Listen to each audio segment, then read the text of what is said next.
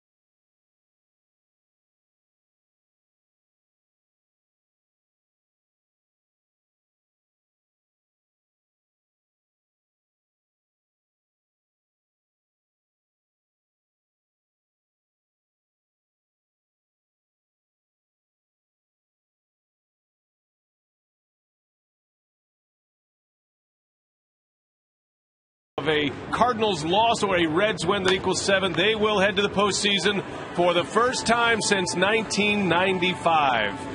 And hi, everybody. We welcome you from Miller Park. Brian Anderson along with Bill Schroeder. Great to have you with us tonight. We're excited about this series because it's going to be the first of 6 against Cincinnati. And while the Brewers were eliminated from postseason officially, they still can have a lot to say in what happens here the rest of the way. Well, and the pitching certainly has been the thing to talk about so far. The month of September has been a very good month for the Brewers starting rotation. And when you look at the starters since September 1st, there aren't too many teams that have been better. The Brewers at a 262 starters earned run average, after a season of major inconsistency. September 1st, has been a line in the sand for this rotation, and some very good pitching performances on the last road trip where the Brewers went 3-3. Chris Capuano, outstanding in Houston. He has made 3 very good starts. Randy Wolf, his last 10 starts have been very good. A complete game shutout, his first of the year. And Giovanni Gallardo, after coming off the disabled list and some shaky starts, he has been very good. 3 starts in a row, and Yo threw very well. 1 run, 7 innings in San Francisco. So if the Brewers hope to do any damage against this Reds ball club, it's going to come down to the starters. Well, it'll be Homer Bailey on the mound for Cincinnati. He's pitching for a postseason roster spot. Meanwhile, Capuano returns to the bump. Baseball coming up next from Miller Park. Stay with us.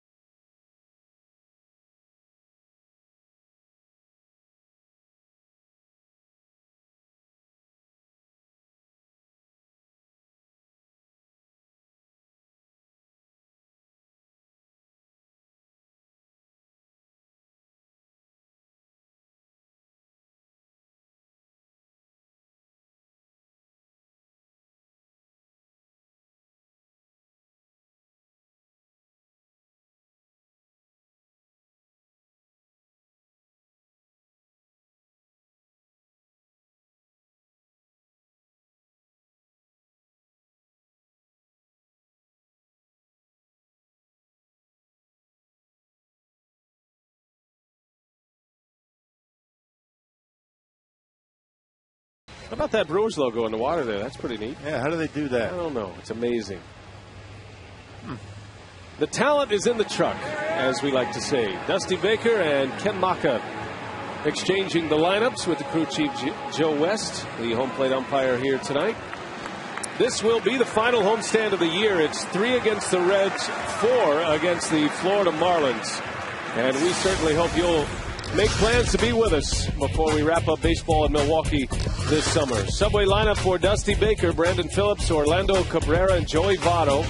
And then it's Scott Rowland, Johnny Gomes, and Drew Stubbs in the middle. Then Baker has Ryan Hannigan, Chris Heisey, and Homer Bailey at the bottom of the order. And that lineup will face Chris Capuano, and as Rock mentioned in the open, he is trying to continue what has been a terrific month of September for starting pitching. Yeah, and he's making his 7th start of the year and 22nd appearance. His last 3 starts have been very good. He's been able to eat up 18 in the 3rd innings, giving up only 5 earned runs, but unfortunately the bats haven't been there for him. He's only 1-2 in that stretch. Now for a scouting report on Chris Capuano, we go to the opposing manager, Reds manager Dusty Baker. Here's what he had to say. You know he has good stuff, and I've seen him at his best because we were in the same division with him for a long time when I was with Chicago. And, if his arm's healthy, this guy can pitch. And, he's going to crowd you with some fastballs. He has an excellent changeup. He has a great pickoff move first base. He's a pretty good hitter. He's a quality athlete. And as you mentioned, that changeup has been the big pitch for Chris Capuano. And nice words from Dusty Baker. And those years with the Brewers and the Cubs matching up. And Dusty Baker seeing quite a bit of Chris Capuano, who right now is pitching as well as he has throughout his career. Now the Brewers are hoping the left-hander can neutralize a pretty dominant left-handed hitting lineup. Here's the defense behind Capuano tonight. Braun, Gomez, and Hart in the outfield. It is McGee, Escobar, Weeks, and Fielder around the horn with a battery of Jonathan Lucroy and Capuano, the Blaines Farm and Fleet. Brewers defense and Carlos Gomez.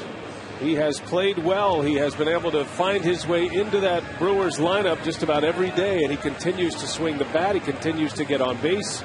Ryan Braun coming off a great series in San Francisco, and not just with his bat, but with his glove as well. And we are ready to go here tonight. Ken Maka and the Brewers ready to kick off the final homestand of the season. Joe West, Angel Hernandez, Dan Bellino, and Rob Drake are the umpires. The crew chief is Joe West behind the plate.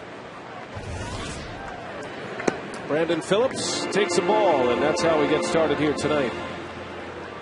Former Gold Glove second baseman Brandon Phillips might have a chance at a Gold Glove this year. Phillips, an all-star this season.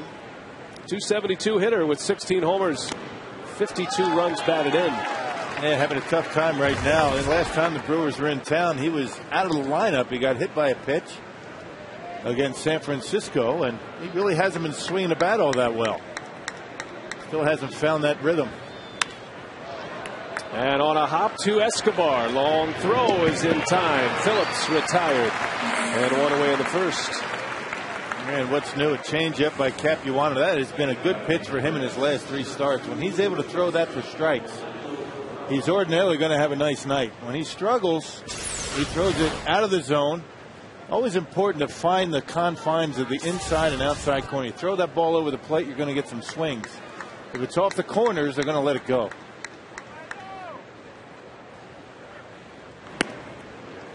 Capuano facing Orlando Cabrera. The Reds shortstop back in the lineup.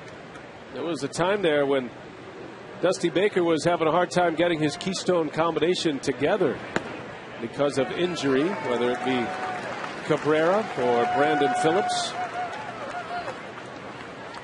But that's the balance a manager has to weigh here down the stretch. The Reds have a 6.5 game lead. You want to secure the division, but you also want to make sure you get enough rest.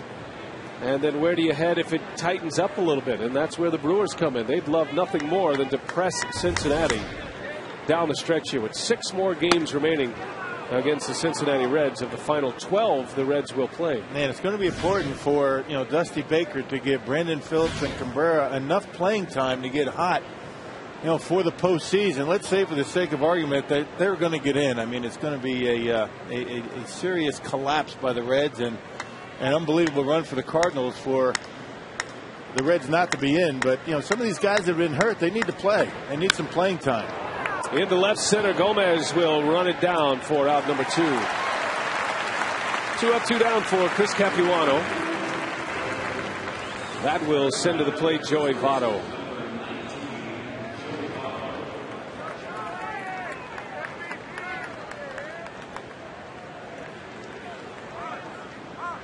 Now Votto just having a great season, a career year for Joey Votto. The Triple Crown is really not a factor anymore in the National League. He and Carlos Gonzalez and Albert Pujols throughout the season and the midsummer certainly challenging the Triple Crown. There hasn't been one since the 30s in the National League.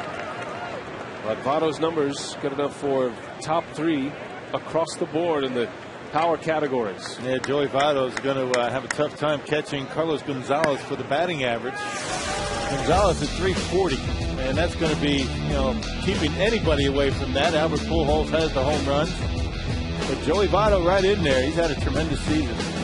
It's unlikely that Gonzalez can catch Pujols. You never know the way the Rockies are going right now.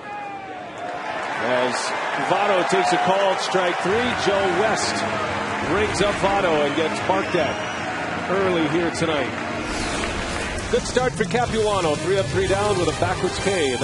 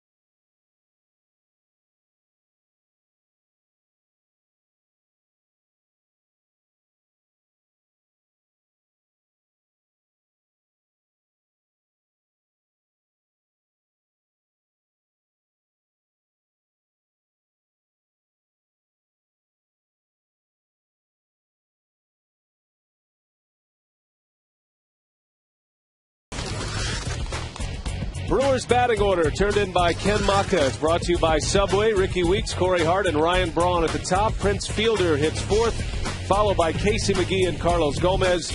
And the bottom of the order is Alcides Escobar, Jonathan Lucroy, and Chris Capuano. And that lineup to face Homer Bailey. Yeah, here's a guy that spent a lot of time on a disabled list. Inflammation in his right shoulder. He's back now, making only his 17th start of the year. He's 0-2 career against the Brewers. No record this year, but he's made 2 starts. One good one not so good. Now Bailey had to exit his last start with a bout of dizziness, and that has the Reds a little bit concerned. It is not a guarantee that Homer Bailey will be on the Reds postseason roster, so this is a huge start for him tonight.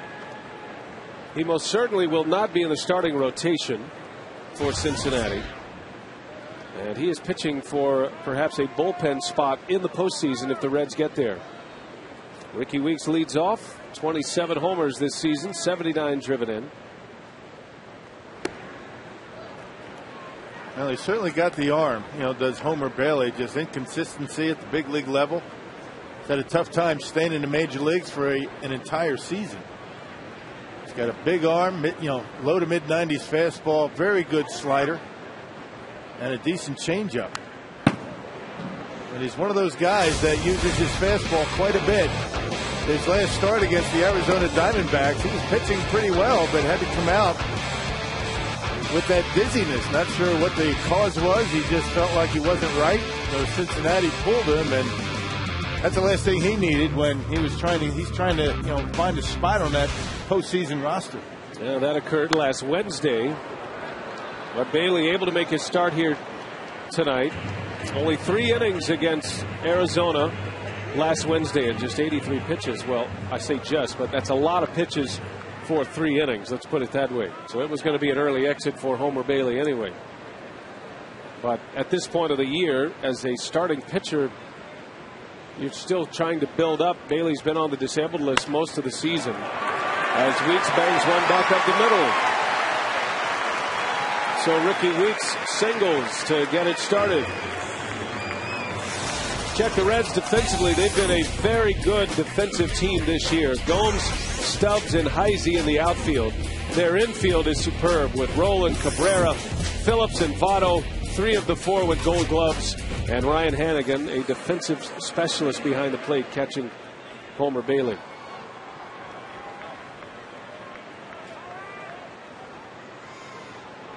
Homer Bailey has had problems with his right shoulder. He was on the disabled list for nearly 3 months. Did not return to the Reds until mid-August.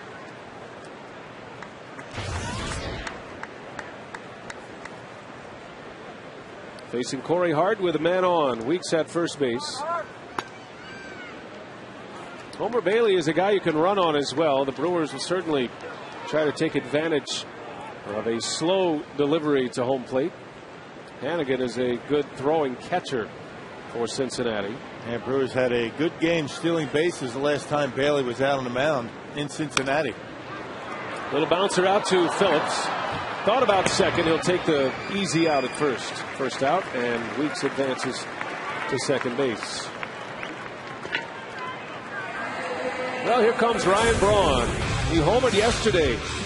Powerball home run number 23 for Ryan Braun. He's been on a bit of a home run binge. He's swung the bat as well as anyone in baseball since August 1st. And he's looking for a great finish. You see the Powerball home run leaderboard. Prince Fielder still leading the way with 30 home runs this year. He's been stuck on 30 for quite a while, however. Fielder's last home run came on the 5th of September. Yeah, runs have been hard to come by for the Crew. You take away that 8-run outburst in Houston on Wednesday, that extra inning game. The Brewers won 8-1. The team hasn't really been scoring a lot of runs in a month. Talked about how good the starting pitching has been, but the offense has been sputtering, to say the least. Now Braun has 3 home runs in his last 7 games. He has been the one consistent bat day in, day out for the Brewers since the beginning of August.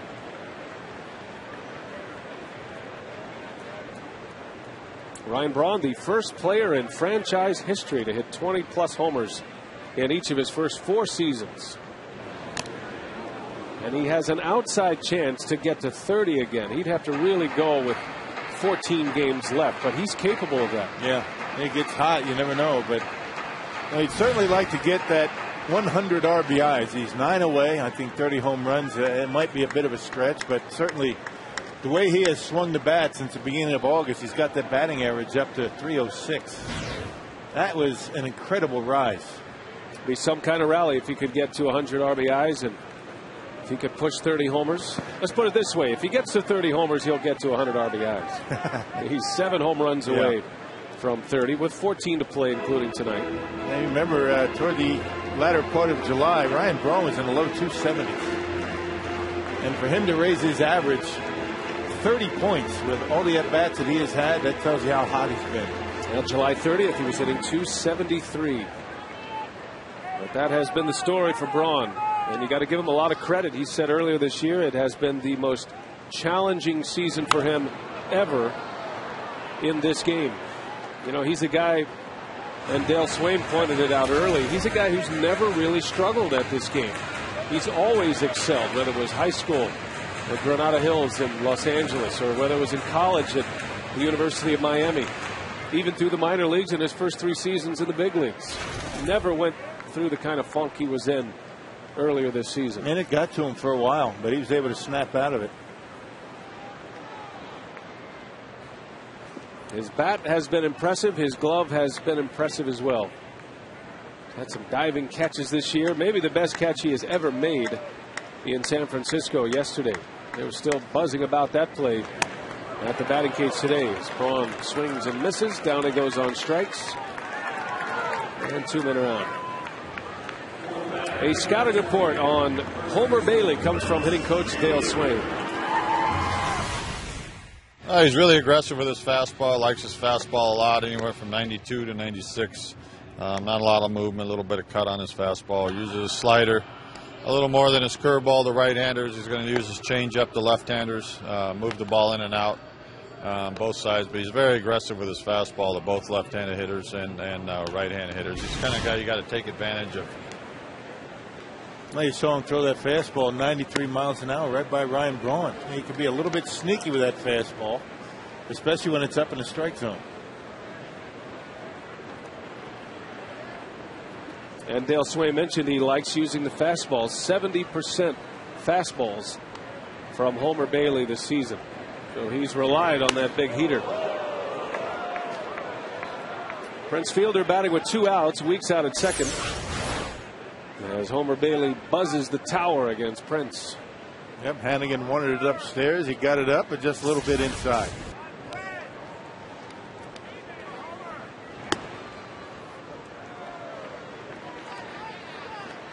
Now Fielder hitting .269 to start the day. 30 homers, 76 driven in. Has yet to homer against Cincinnati this year. He's hoping to change all that with 6 games remaining against their division rival.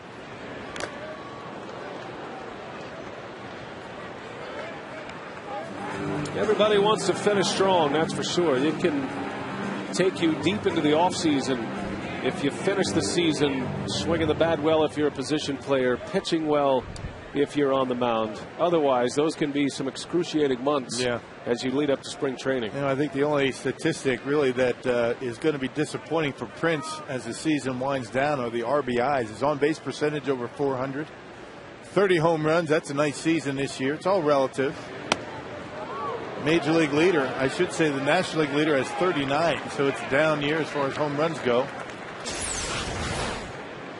Has been very patient at the plate, and it's a good idea tonight, given what looks like the strike zone for Joe West so far. Very tight. Full count, 2 outs. Fielder trying to drive in Weeks from second base. And that one is low. Fielder draws the walk. The league leader in that category keeps it alive here in the first inning. 2 on now for the Brewers. And here comes Casey McGee.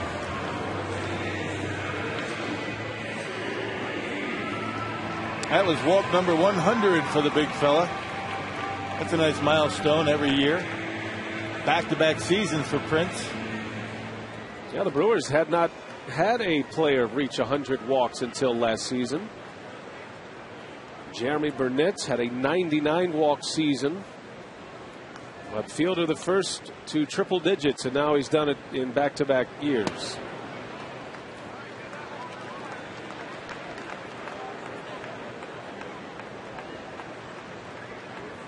And those walk totals, one of the reasons why Casey McGee stands right now at 94 RBIs.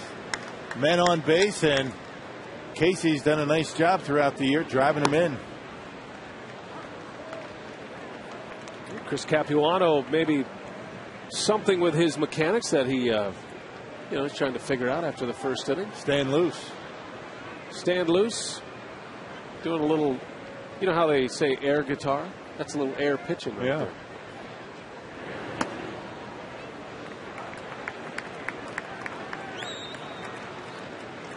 Well, McGee has been good in spots like this all season. 2 outs with runners in scoring position. Casey McGee hitting .329, 33 RBIs. As you see his season numbers. Boy, it would be something if McGee could get to the 100 RBI plateau. That one skips away, not far enough for Weeks to advance.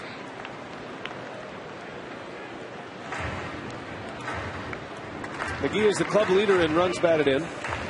Then Hart and Braun tied for second, with Weeks and Fielder rounding it out.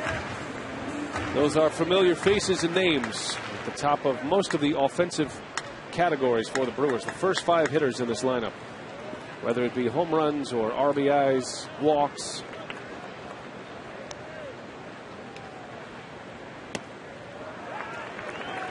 And missed badly with that pitch. It looked like Hannigan wanted it upstairs, and Bailey missed down and away. Command always an issue for Homer Bailey.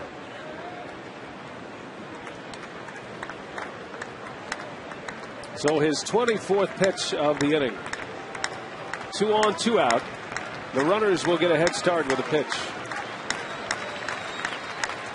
Now you remember it was Homer Bailey on the mound when the Brewers stole 4 bases in 7 innings against the Reds, and remember who one of them was? Randy Wolf. So he's a guy, Homer Bailey, you can run on. You can take advantage of his slow delivery. You know things are bad when a pitcher starts stealing bases on you. Uncontested. And there was a scene at first base we found out later from Ed Cedar, the first base coach. Now Joey Votto is in earshot of this entire conversation, and Randy Wolf saying, I think I can make it. And Ed Cedar's giving him the numbers, how fast he is to home plate. Says, I think he can too. So he takes off and he steals second. There go the runners, and McGee strikes out. The inning is over. Chase ball 4. Well, the Brewers strand a pair. A long inning though for Bailey. We head to the second.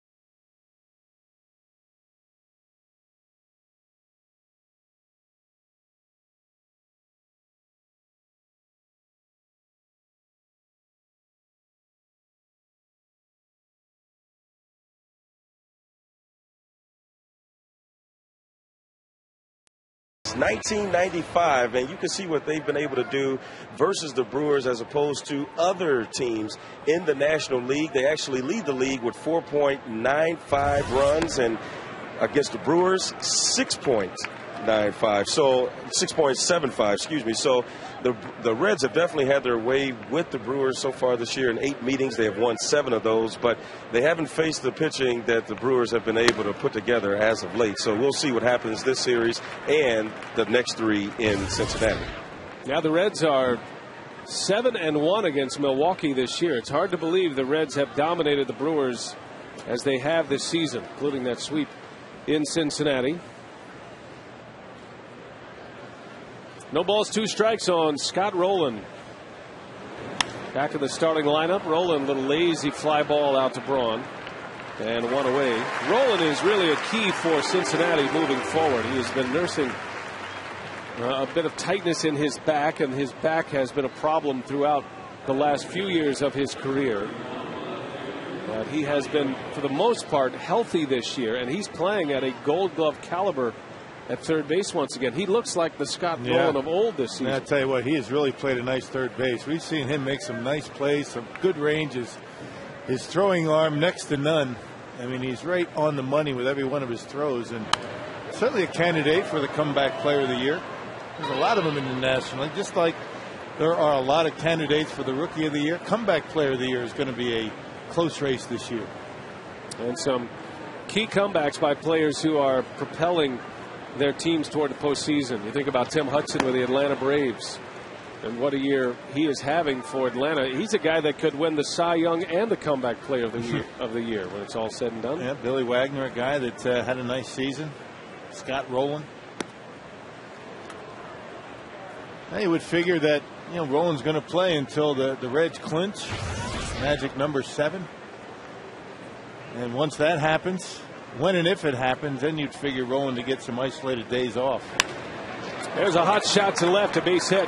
Braun will cut it off. Gomes is going to stop it first. Good play by Braun. Those are the little things that Braun has been doing, and an appreciative crowd here at Miller Park gives him a hand for it. Now, the one thing you cannot lay on the Brewers is lack of hustle, and just being lethargic defensively, lethargic running down the lines. They hustle all the time, and you don't expect anything less, but you see it around the league. Johnny Gomes has been a nice surprise for this Reds club with 83 RBIs, hitting around 300. He's been a nice consistent in that lineup behind Scott Rowland. Always kind of thought of as a backup player, pinch hitter, utility guy, but he has evolved as an everyday player, and he's put up the numbers to back it up too. The speedy Drew Stubbs.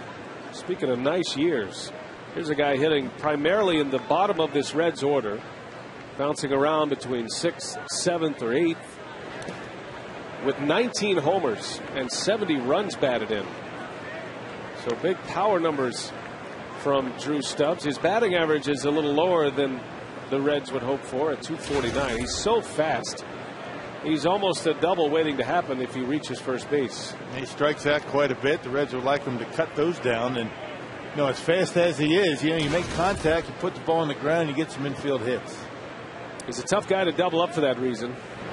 Takes a hot shot right at an infielder. But Braun's playing left field still gives Capuano the opportunity at a double play. Yeah, and with the move that Capuano has over there at first base, I mean, he's got one of the better moves. That'll keep that runner close. 1 ball, 1 strike on Stubbs. Hit hard right field. Corey Hart drifting back at the track in front of the wall, and that ball is gone. Drew Stubbs, opposite field home run, and the Reds have a 2-0 lead. That is an out in most ballparks this time of year, but that short porch and right, Stubbs takes advantage. Yeah, I mean, that certainly is a Miller Park Air Tran landing zone home run right there. Off the end of the bat, he got under it, just kept going, just kept carrying as it got to the corner and right, and just falls over the other side of the wall. Well, a tough break for Capuano. And Corey Hart tried to go up, but just could not do it. So Stubbs hits his 20th home run of the season, 2-0 Reds. And here is Ryan Hanigan now. Well, what a year it's been. When we saw Cincinnati on the last road trip in Cincinnati, there was talk that Stubbs might lose his job. There was talk that Jim Edmonds might take over on an everyday basis if he could stay healthy. Stubbs was struggling. Yeah, he was. When we got to the Brewers got to Cincinnati, he was striking out a lot, really not making much contact. But again, Jim Edmonds was not able to stay healthy. He's back now, though. Edmonds had an oblique injury. Did it while at the plate. And he has just returned to the lineup. And he's available. Edmonds says he's 100%. He's good to go. He's not in the starting lineup here tonight, but Dusty Baker has him available. And about 30 others if he needs to call on the bench tonight. Yeah, 11 extra players on the bench to go with 13 pitchers in the bullpen. A small army for the Cincinnati Reds here at Miller Park. For $40, get 1 field outfield ticket to select Brewers games and a $25 Potawatomi Bingo Casino Restaurant gift card. Some restrictions apply. For details, visit brewers.com/Potawatomi. 2-run home run by Drew Stubbs has the Reds on top early. Cardinals already lost today. They were shut out by the Marlins 4-0. And every time St. Louis rolls out Chris Carpenter like they did today, Adam Wainwright, and they don't win, it's one more nail in their postseason hopes. Right. That's amazing that the Cardinals have been so bad for this long of a stretch with that pitching that they have. Albert Pujols has been stuck on 39 home runs for a while too. And the Cardinals have decided to shut down Jaime Garcia. The third part of that triple threat on the mound. Hard to believe the Cardinals have faltered so. And you got to give a lot of credit to the Reds. They're struggling a bit now. They just lost a series to Houston. But the Reds put the hammer down when they needed to. Kind of all started once they were swept in Cincinnati by the Cardinals, that bench clearing brawl. St. Louis lined up their top 3 pitchers. They won all 3 games in that series. After that, the Reds caught fire and were able to rip off 8 games in the standings in a 3-week stretch. Not easy to do. They went from 1 down to 7 up in the blink of an eye. And today they again play 6.5 games ahead of the Cardinals.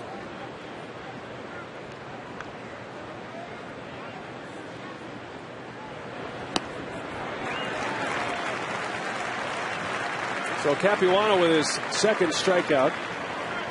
Punches out Chris Heisey for the second out of the inning. Yep, lulled him to sleep with a number of changeups. Then he went with the fastball, got a lot of the plate with it, but able to sneak it by him at 88 miles an hour. And the pitcher, Homer Bailey, will hit. Bailey swings it pretty well. 6 hits this season. He's 6 for 28, a .214 batting average. No batting gloves. You don't see many pitchers go up there with no gloves. It's like Dave Bush. See, pitchers aren't so delicate, Rock. Occasionally, you'll even see one of them up there with no batting gloves. Of course, it might be that he just forgot. You don't know. And he's got the arrow tattoo on his forearm. What does that mean? I'm not sure, but you can imagine as he ages, that arrow might be pointing in all kind of directions. Might be sagging a little bit, maybe. Might not be such a straight line in about 40 years. That would be a broken arrow on the elderly Homer Bailey's forearm. It is. It's a good looking arrow, though. Hey, Granddad, what's up with that wobbly arrow on your arm? It used to be straight.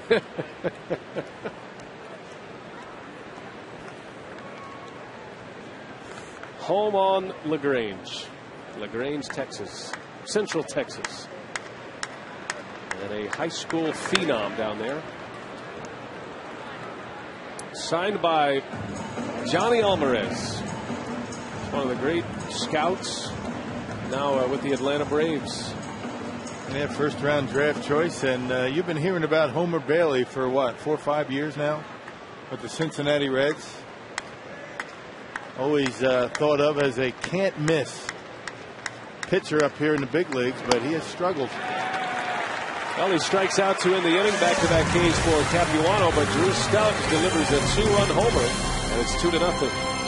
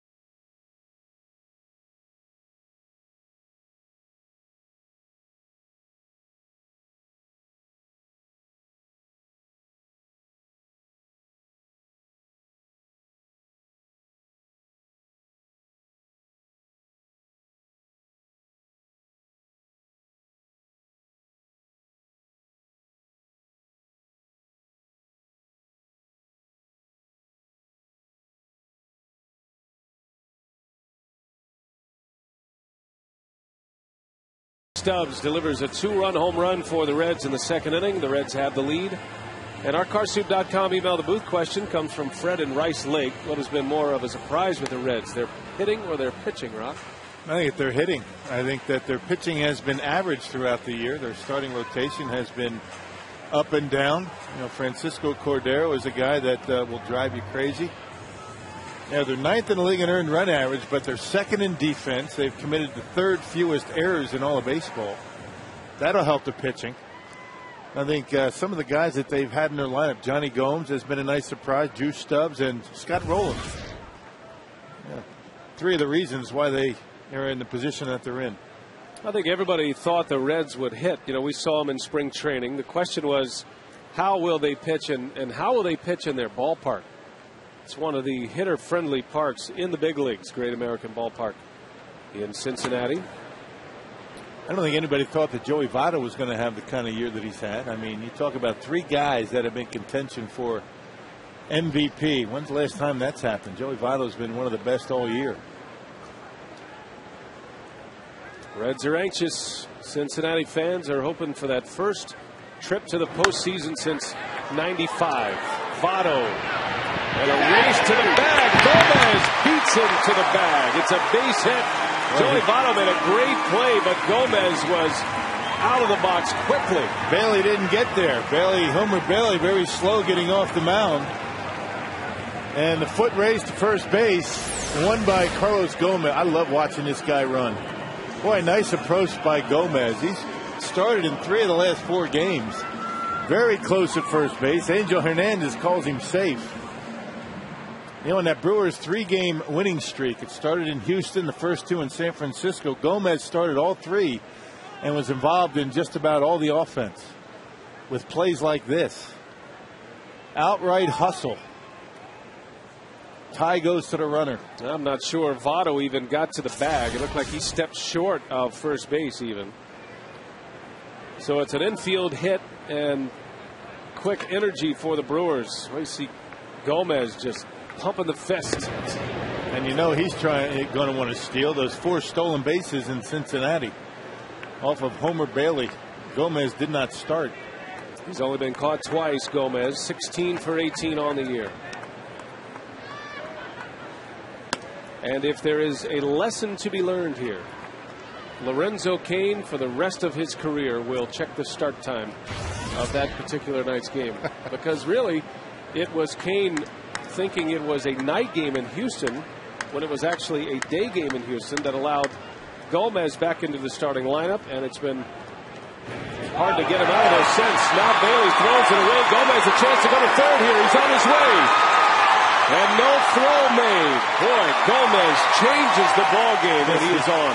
Boy, that's the key, though, when he is on. If he can figure out a way to get on base more, there's nobody more exciting in all of baseball when he gets on base.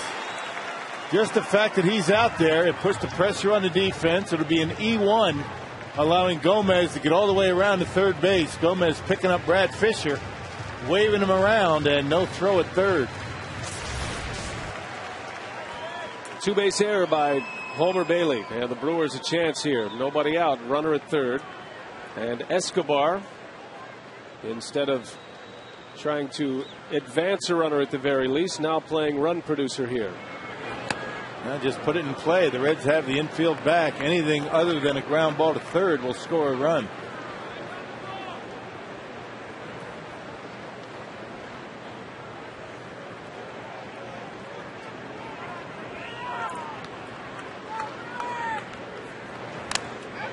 Got a good cut, fouls it back.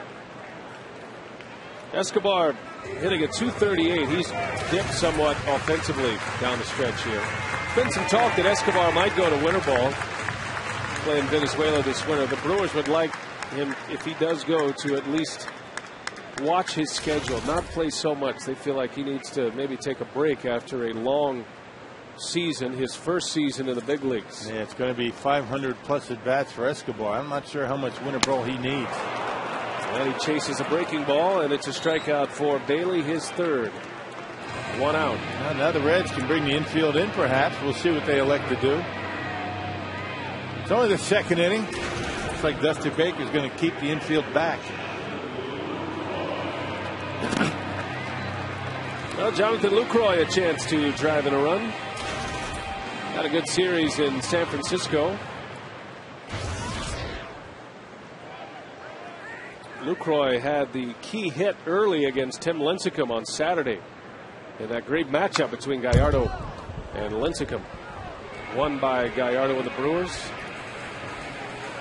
Milwaukee going into San Francisco, parachuting right into a pennant race, and sellout crowds every day there. And the Brewers taking 2 out of 3 from the Giants. The Giants begin play today with a half-game lead still in the National League West. Giants are off today. They'll play the Chicago Cubs tomorrow. They start a 3-game series at Wrigley. Little different travel schedule for San Francisco going to Chicago as opposed to what the White Sox had to deal with yesterday. 11 innings deep into the night, a Sunday night game, and the White Sox had to go to Oakland. That's the travel equivalent of taking one in the ribs. I was listening to Ed Farmer last night on the White Sox radio network. How was he dealing with that? He was not pleased he didn't like that, huh? About how this thing unfolded. Yeah, the White Sox and the Tigers last night. Lucroy chases one out of the strike zone. It's now 2-2. Bailey has upped his fastball in this second inning. He topped out around 92, 93 in the first inning. And he's been as fast as 95 in the second. And that's just about where he was in his last start. He gets oiled up. He can get it up there. And he likes to elevate the fastball out of the zone high.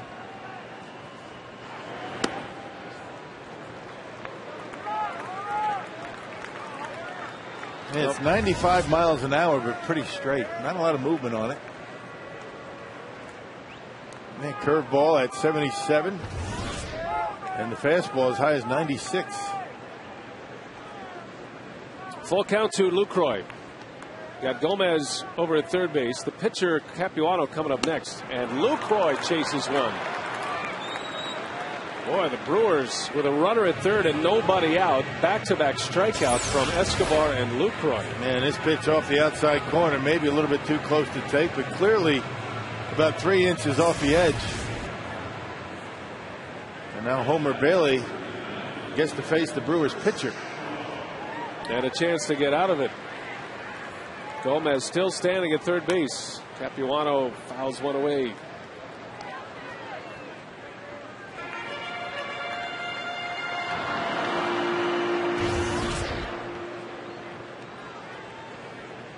Capuano has 1 hit this year. He's a good athlete, but he'll have a tough time turning around 95 miles an hour.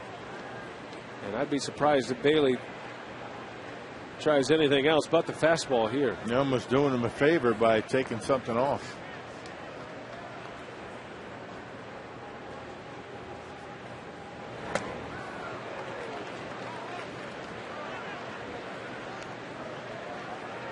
Bailey already with 4 strikeouts.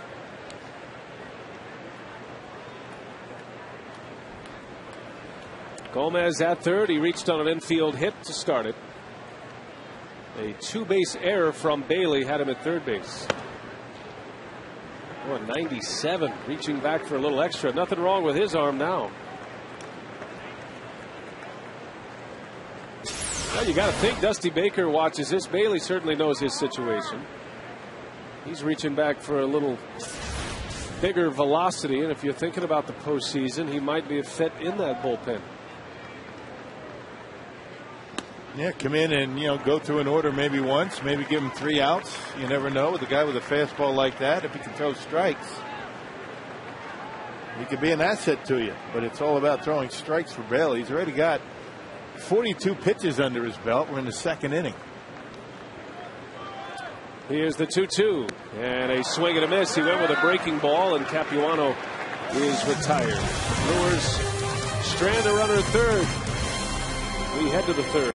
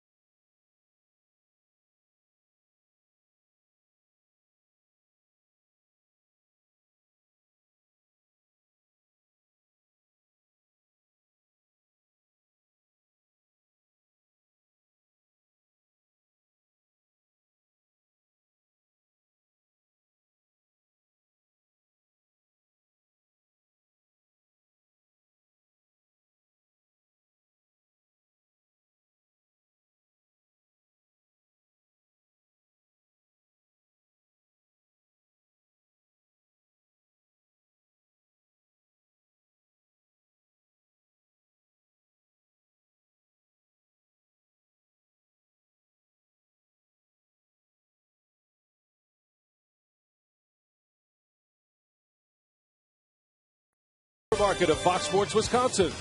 And by Ho-Chunk Gaming Wisconsin, your ticket to more.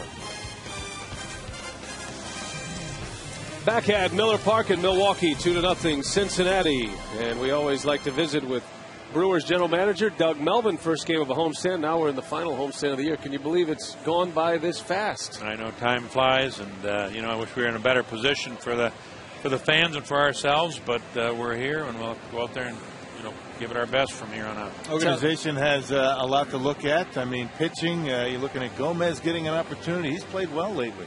Yeah, Carlos has played well. He's worked on cutting down his swing a little bit.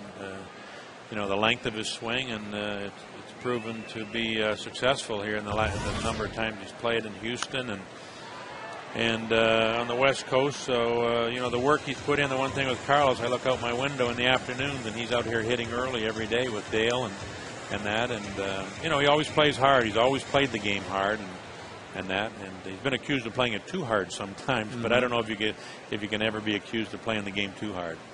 Now, the starting pitching certainly has been the story in the month of September.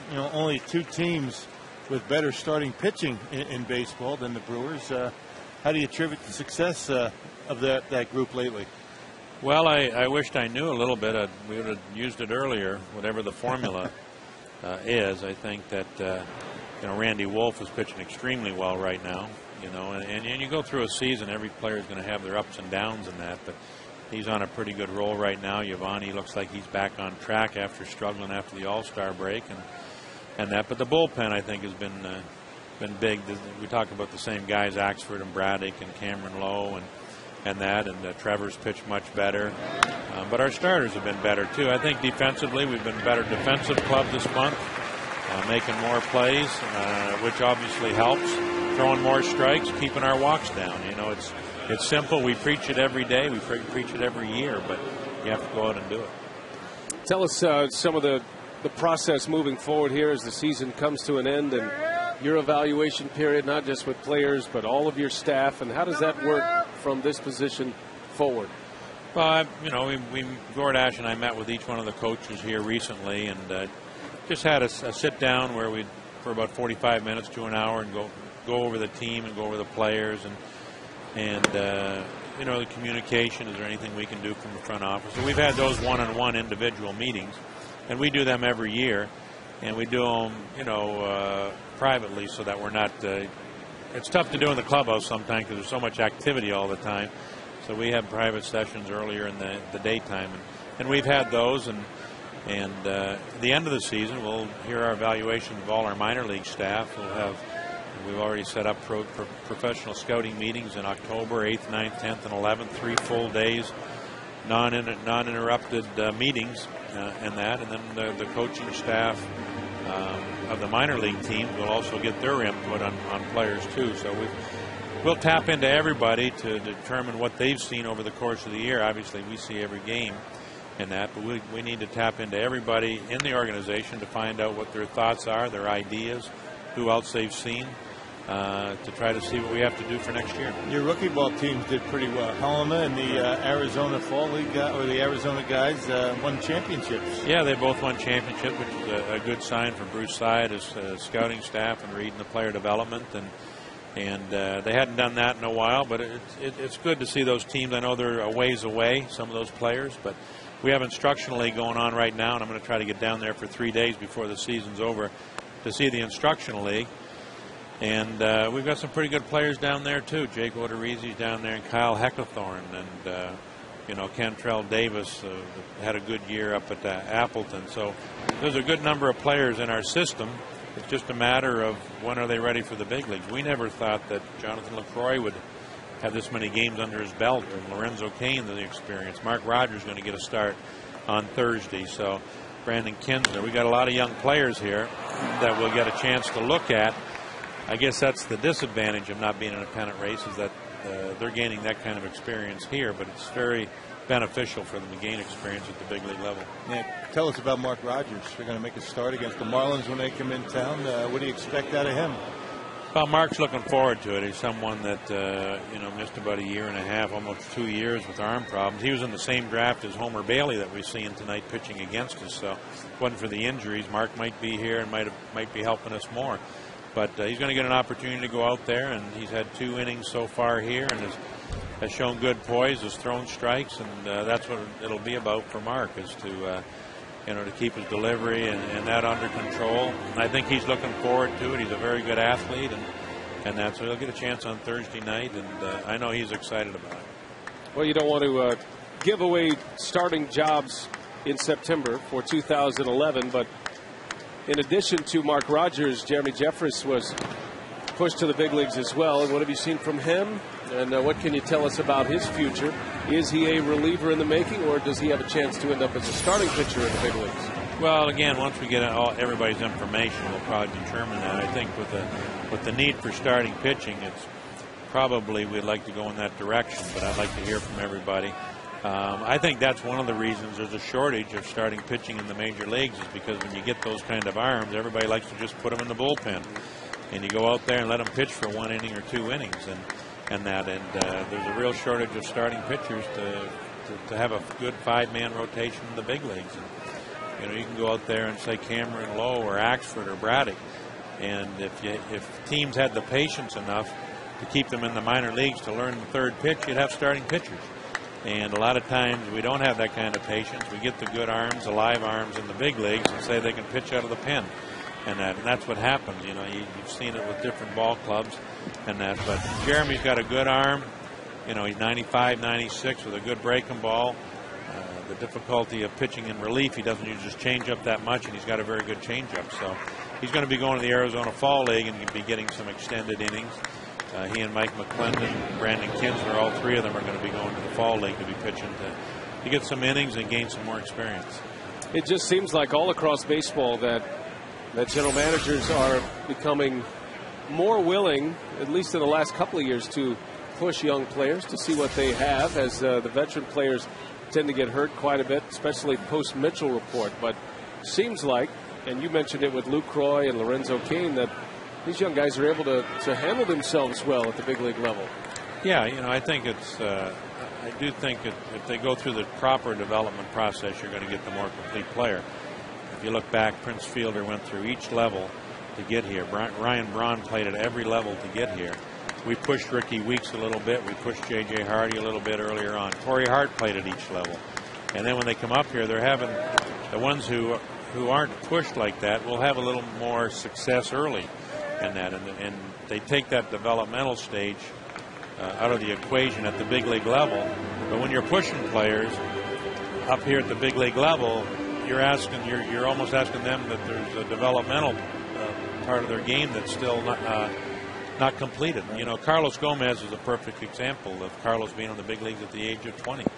Lorenzo Cain's got 2,200 at bats. I think Carlos has like 1,200 or 1,300. So Carlos has great skill set and great tools.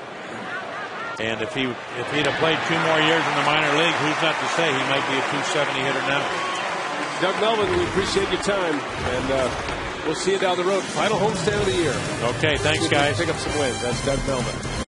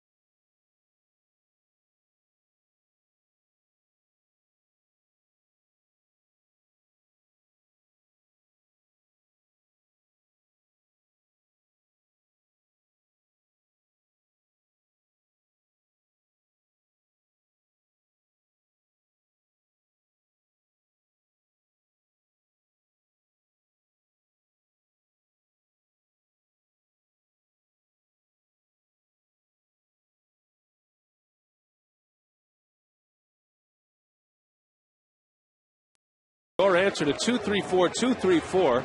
And the question this week is, who is the Brewers MVP this season? We want to hear from you. Weeks, McGee, Axford, or Corey Hart? Just text in the corresponding letter. That's a good question. I like that question. That might be one that tells the tale for us, because we were thinking about our selections for Brewers MVP. So we'll ask you to help us out. You could make a case for all four of those players. Certainly the way Braun has finished up. John Axford. How about John Axford in his rookie season? Yeah. He's been something else. Who would have thought, right? And perhaps in any other year other than this one, with this great rookie class in the National League, perhaps any other year John Axford might be in the picture for Rookie of the Year. But not this season, unfortunately. Yep, he's got the saves. You know, Axford with 22 saves. To say nothing about his 8-1 record. He's got 8 wins. Meaning he's been pitching in a lot of tie games that have been won by the Brewers in the next half inning. So he's holding the team, his opponent. Brewers closer is 4th on the team in wins. That's a good perspective. How you like that? Ricky Weeks draws the walk. That tells a lot of stories right there, actually. So here are some numbers for you to base your decision on. You got Weeks with the big power numbers, 27 homers from the leadoff spot. Corey Hart, 28 homers. He's having a career year, both in home runs and RBIs. And, of course, Casey McGee, a chance at 100 runs batted in. Casey McGee is tied with David Wright, the most RBIs by a third baseman of the National League, each with 94 to start play today. It's between two guys for me, and I really can't come up with a reason why I would pick one or the other. And he's one of them. All right. How about this one? I have a tough time giving the MVP to a pitcher. So we'll scratch Axford off the list. And how about this one? That's not the guy I would pick, but he's had a tremendous year.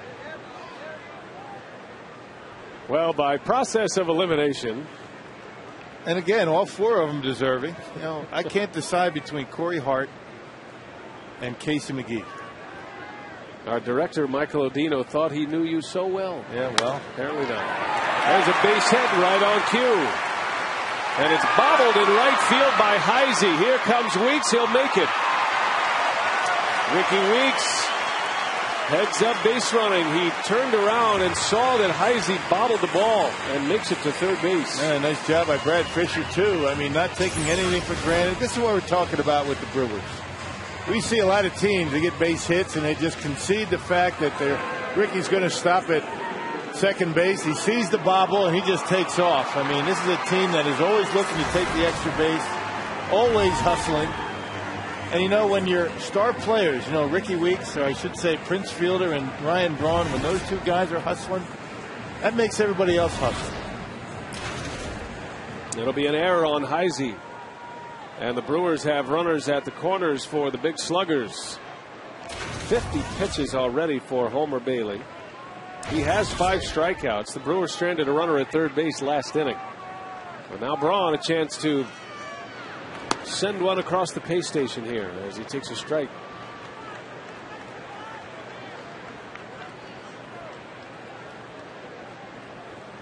Braun struck out in the first, with Weeks at second base. Back-to-back innings, the Brewers have stranded a runner in scoring position.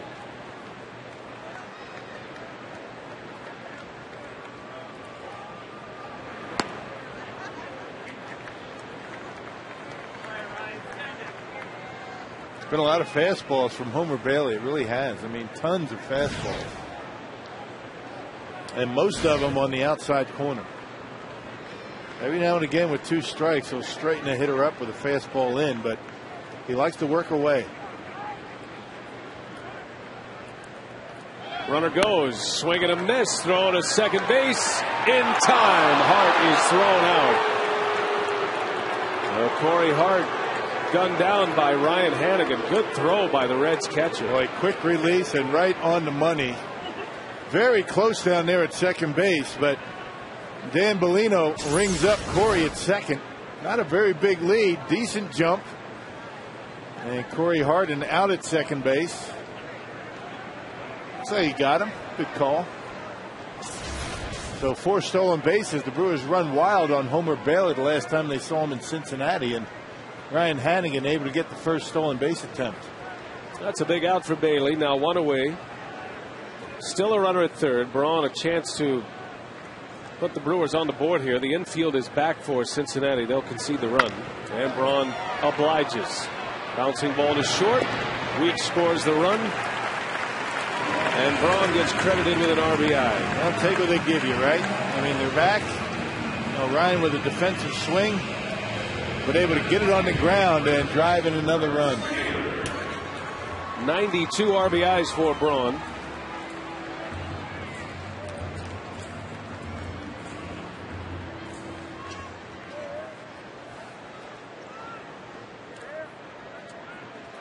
Two to 1 Cincinnati. And Prince Fielder will hit. Base is empty now. Bailey back in the windup.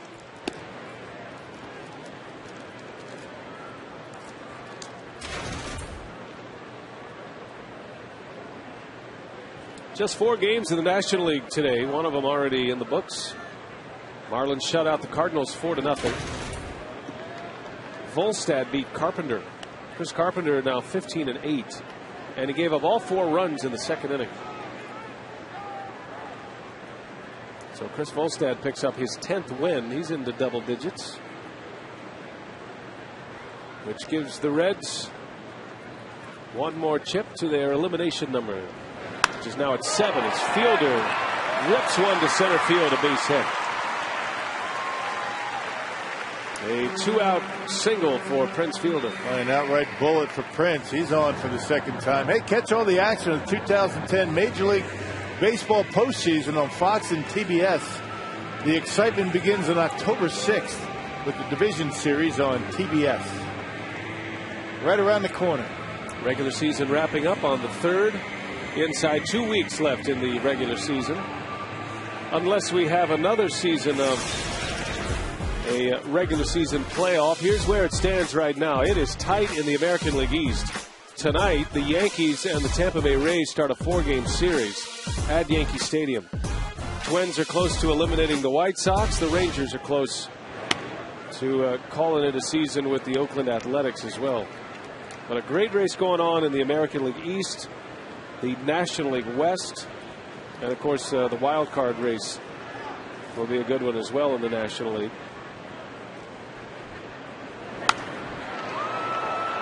Pretty much a given that the 4 teams in the American League are settled, with the Rangers, the Twins, the Rays, and the Yankees. Now it's just going to depend on who has the best record in the American League, because the Twins are right back in it. Minnesota has won 7 of their last 10. They are just a half game behind the New York Yankees for the best record. And the Rays are a half game back as well for the best record. Wouldn't that be something if Minnesota could get home field advantage in the first round at Target Field? That would be huge for them. They've had a tough time getting out of the first round. But they have a nice ball club. Who would have thought they'd have a 10-game lead at this point? Colorado Rockies have to be kicking themselves today. 6-1 lead yesterday. They got beaten extra innings to the Dodgers. Would have been able to get even closer to that Western Division lead. Still 3 teams separated by a game and a half in the West, instead of 3 teams separated by a half a game in the West. McGee in the right field, or right center, excuse me, and Stubbs over to make the catch. And the inning ends. So the Brewers get a couple of hits. They score a run. It's 2-1 Cincinnati.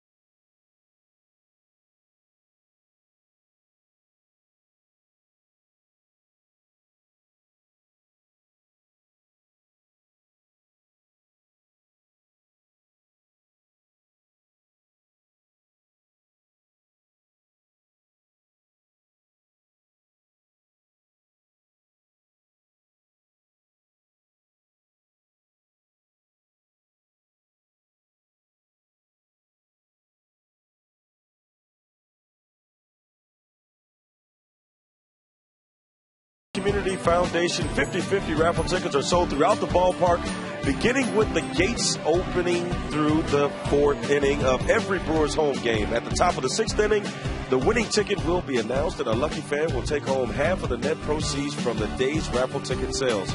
Look for the raffle ticket sellers in the orange T-shirts rolling the concourses and stands at Miller Park. You can't miss them. And to date, the biggest winning pot has been over $9,500, and the BCF has raised over $700,000 with 6 games to go, Brian. All right, Telly, thank you. As we head to the 4th inning, 2-1, Cincinnati leads the way. You're talking about the Reds' defense and how good they've been this year, and already 2 errors for the Cincinnati Reds. But the Brewers' run in the 3rd will be an earned run against Homer Bailey. Yeah, same held true with the Giants series. I mean, the first game of that Giants series, the Giants were deplorable defense, and Brewers able to, get a couple of runs with bad defensive plays. So yeah, hey, you're not going to be good all year. You're going to have your defensive breakdowns. So the Brewers essentially playing 2 of the top 3 defensive teams in the National League, the Giants and the Reds. And perhaps 2 of the 4 National League teams that are headed to the postseason. Still think the Giants are going to find their way to the playoffs, but the way the Rockies are playing, I'm not sure about San Diego right now. Yeah, they seem like they're running on fumes right now, and they're just they played so well for so long. I think it's catching up to them a bit. The pitching has, although it has been very good, hasn't been as good, and they really never, all season long, have been able to score a ton of runs. Their pitching is why they're in the position that they're in. Ricky Weeks will take care of Scott Rowland for out number 1 in this 4th inning. I'll say, if you're a ball player, you can join Bill Schroeder for the Milwaukee Brewers Fantasy Camp, January 30th through February 6th.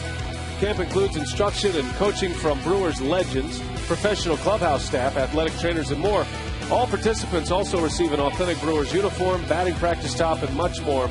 Log on to foxsportswisconsin.com. Click on the Brewers Fantasy Camp link, featuring Bill's photo for more details and to register. Very nice. I got my picture there, and they're trying to get people to click on it. That's not going to do it, is it? It's an easy. There's a lot of space there to click on. My picture, anywhere you hit, right?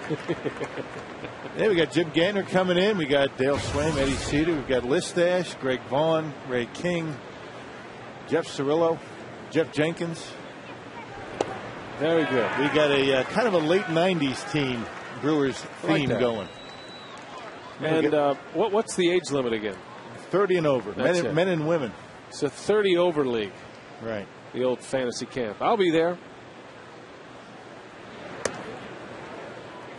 I qualify for the 30 and over, so I'm happy to be a part of it. It'll be my 2nd camp. I'm looking forward to it. I hope you pace yourself a little bit better than you did first time. We're still having some residual problems from the first fantasy camp 2 years ago. As Capuano pulls the string on Johnny Gomes, out number 2. Is the problem because of the shoulder or being gone for another week? Good changeup and well located down in the strike zone. Yes, on both fronts. Yeah, don't forget about the Halloween promotion we have going on the fantasy camp. Registration before October 31st. You get your personalized rock bat. Oh, is that right? Major League bat. Yeah.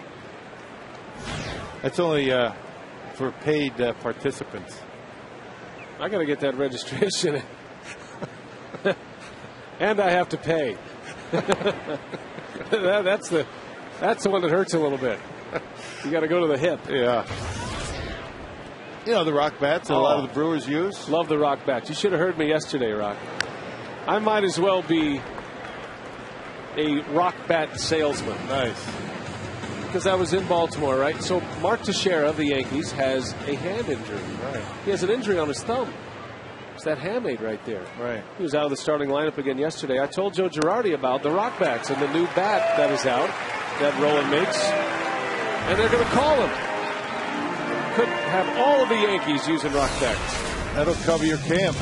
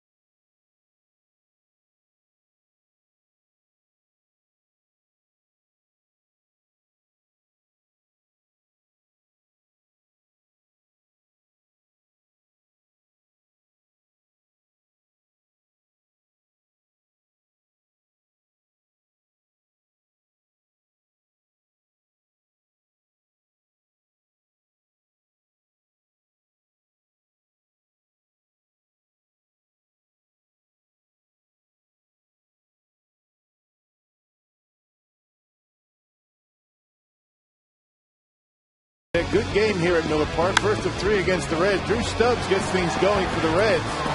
Early in the ball game, his 20th home run of the year, 2-0. I'll tell you, Homer Bailey's been good. Men in scoring position. The Brewers are hitless with 4 strikeouts. And the only run coming across for the Brewers, a ground out by Ryan Braun, his 92nd RBI. So 2-1 Cincinnati. The Brewers coming up here in the 4th inning. Carlos Gomez will lead off. Infield hit in the 2nd, and he squares the bunt, takes a strike. Let's check in some other games from around the league. We mentioned just 4 National League games. Marlins beat the Cardinals. The Astros, with a 7-run 5th inning, they lead Washington 8-2. That club is really playing well. As Roland guns down Gomez for the first out of the 4th inning. AT&T Trivia tonight.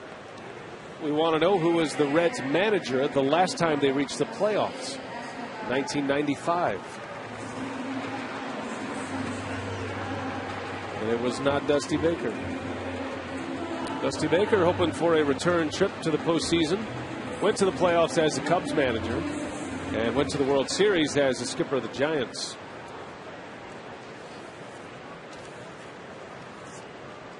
Can I answer that right now? I read it in the notes today. Sit on that for at least a half inning. Give him a little bit.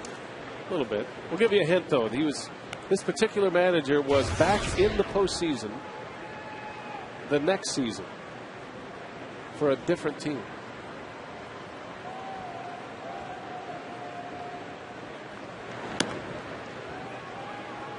Big showdown in Philadelphia tonight. The Braves and the Phillies. The Phillies with a 3-game lead over Atlanta in the National League East. And the Phillies lead 3-1 at home against Atlanta. Escobar off the end of the bat. Drew Stubbs will haul it in for out number 2. Ashley Cumlin is taking on what only 12 women have ever done, crossing the U.S. on foot, and she's doing it to raise awareness and money for multiple sclerosis. It's a disease her mother has been fighting for the past 27 years. You can follow Ashley on her journey, MS Run the U.S. Learn about her plan, how to donate, and the nationwide tribute to her mom. Follow her trek by watching Brewers baseball throughout the season and logging on to foxsportswisconsin.com. Yep, September 28th, she finishes in New York. Oddly enough, the Brewers will be there. I think Telly Hughes is going to touch base with her, see how things went. Telly's going to walk the last 50 yards with her and beat her across the finish line. We did it. We did it, Ashley. It'll be good to see Ashley again. We had her out earlier this season. She threw out the first pitch here at Miller Park. Started in San Francisco. She'll finish in New York. And raising a lot of money for multiple sclerosis.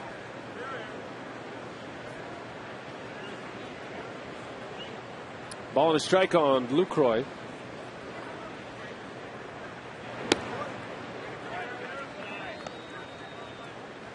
That Rays Yankees showdown.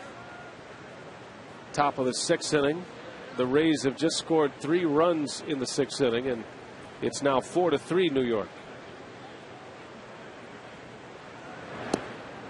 CC Sabathia won his 20th on Saturday, the first pitcher to 20 wins this year in the big leagues. And CC Sabathia, his first 20-win season after 19 last year. Might be headed to a Cy Young Award in the American League, the former Brewer. Lucroy draws the walk. So the inning continues, and if nothing else, the Brewers able to clear the pitcher spot. A lot of pitches are ready for Bailey as we sit here in the 4th inning. 72 pitches, 30 balls, 42 strikes for Bailey. That's always going to be an issue for Bailey in high pitch counts.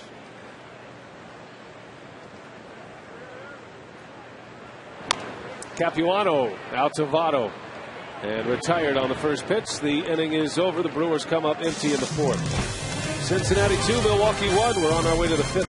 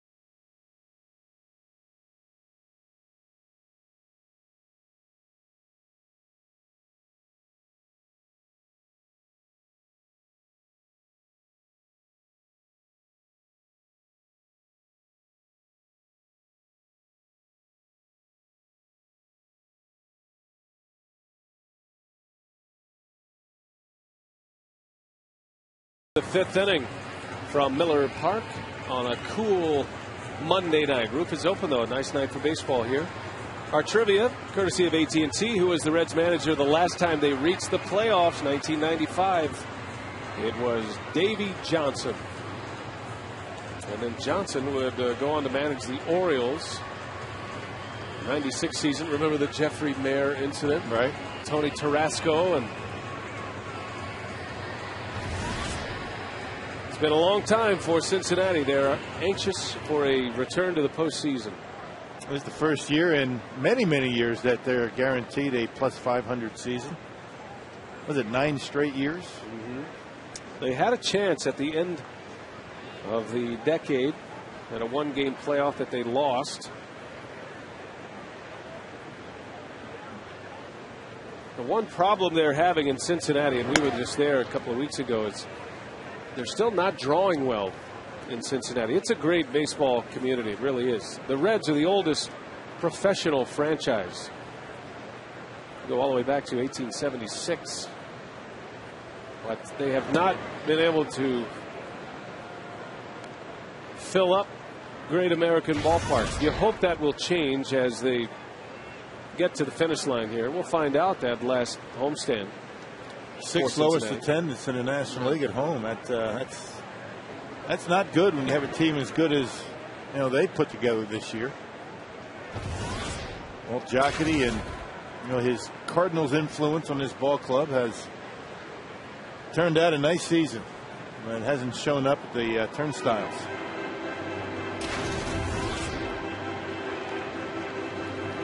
Well, for so many years, the Reds played at Riverfront Stadium. Over 30 years. They've been in their new ballpark since '03, and if they make it, it'll be a first for that facility. Hannigan draws the walk, so Capuano a leadoff walk in the 5th. That is the second walk issued by Capuano to go along with 5 strikeouts.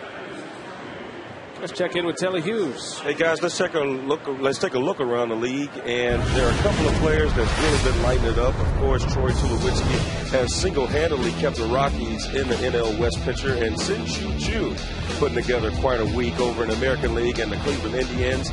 2 guys, players of the week, and doing it real big this time of year, guys. How about Troy Tulowitzki? Did not homer yesterday, but a stretch of 14 home runs in 15 games. One of the best stretches in the history of baseball. He's something else. Barry Bonds had home runs in 14 consecutive games. Albert Bell did it in 14 out of 15. Albert Bell did it in September at crunch time, like Tulowitzki is doing now. He's put himself right back into the MVP race. Something in the water in Colorado that brings out the best in those guys in September. Was it 3 or 4 years that they've had monster Septembers? 3 out of 4 if you count this one. Going back to '07.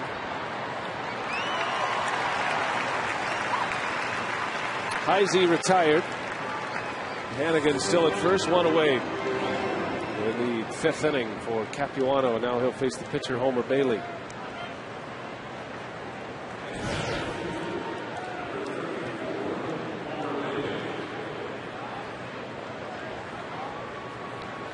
A generation of Reds fans don't remember the Big Red Machine, one of the dominant teams in the history of baseball.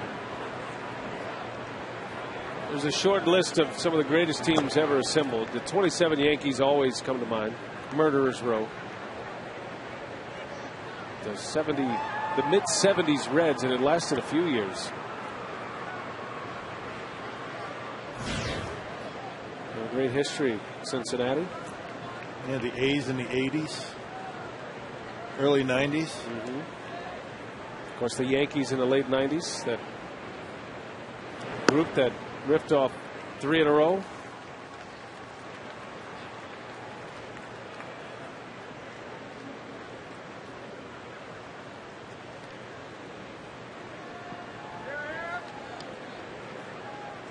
Maybe the reincarnation of the Big Red Machine here this season.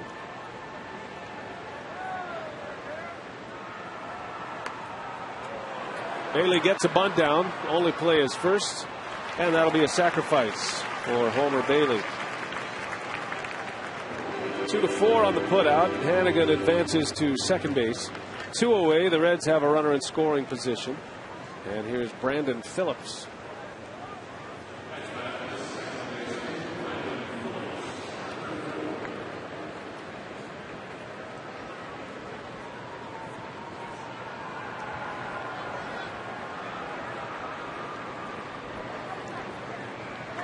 Capuano has been good tonight. He's given up the 2 runs, but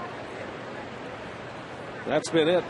It was a 2-run homer by Drew Stubbs in the second inning, and really on maybe another night, maybe another ballpark, it's an out. It was a hard hit ball, but it was a high fly ball, just snuck over the wall in right field.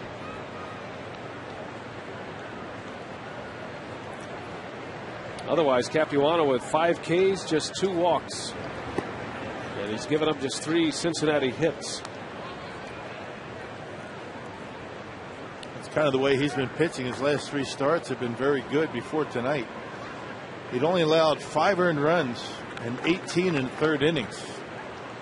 But he's only got 1 win to show for it. 1 and 2 in that stretch, and that includes a 1-0 loss to the Phillies.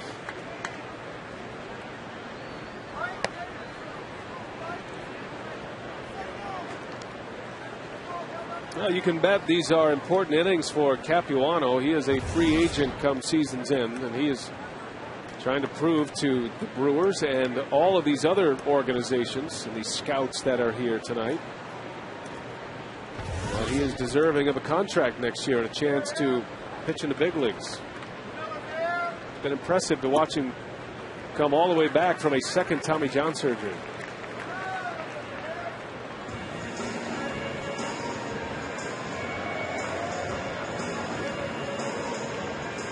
And a little bit of a tutorial with the young catcher Lucroy from Capuano.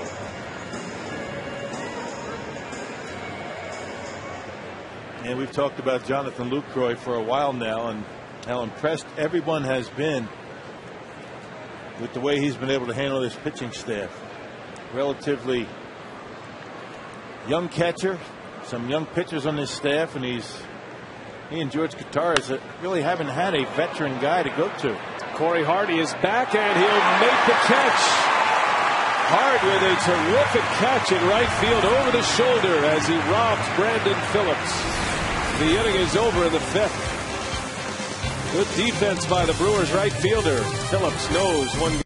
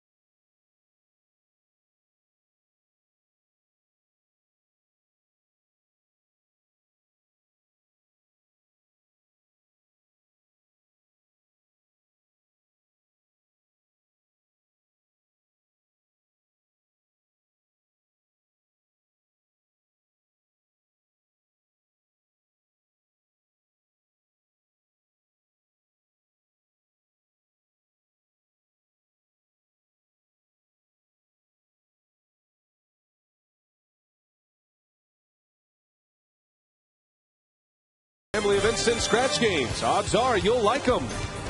By Airtran. Go, there's nothing stopping you. And by GMC. We are professional grade. And tonight's time of the game winner is Spare Time Bowl Bar and Grill from Turtle Lake, Wisconsin, if they call the Brewers. In the next 24 hours, they get 40 Miller Lite beer pen tickets to a Brewers home game this year or April and May of next year. This offer courtesy of the Tavern League of Wisconsin and Miller Lite. Ricky Weeks will lead off for the Brew Crew here in the 5th inning. Brian Anderson with Bill Schroeder, Telly Hughes. Tonight's game being produced by Michael Vetter, directed by Michael Odino. We're glad you're with us. Well, it turned out to be a great night for baseball here in Milwaukee. A lot of rain came through the area earlier, especially out west. And they had the roof closed for batting practice, but able to open it up. And we are playing in the natural elements here tonight, which is one of the great features of Miller Park.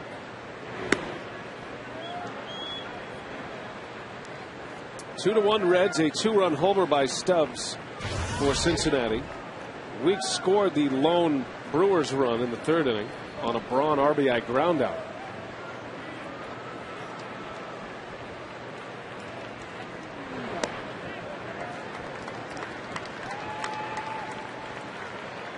Weeks has been aboard twice. Singled in the 1st, he walked and scored in the 3rd. And a run that ended up as an earned run against Homer Bailey despite an error in the inning. That one is ripped into right center. That's going to go to the wall. Weeks can fly.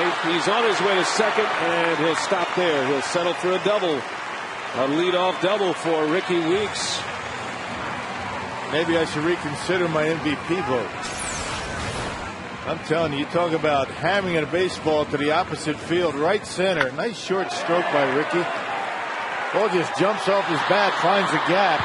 Ricky 2 for 2 and a walk, and has scored the only Brewers run. Well, Ricky would love to finish off strong. A bit of a lull. In about a week and a half where he had a tough time, but he's starting to snap out of it again. Well, Ricky Weeks is now 1 run shy of 100. The last Brewer to score 100 runs from the leadoff spot, Fernando Vina. Yeah.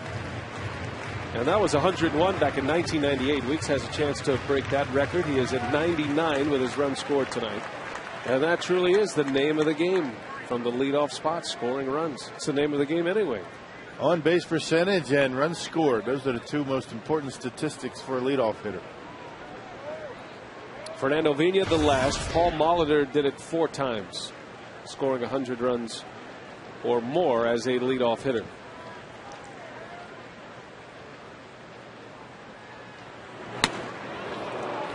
Corey Hart can deliver Weeks' 100th run scored with a base hit.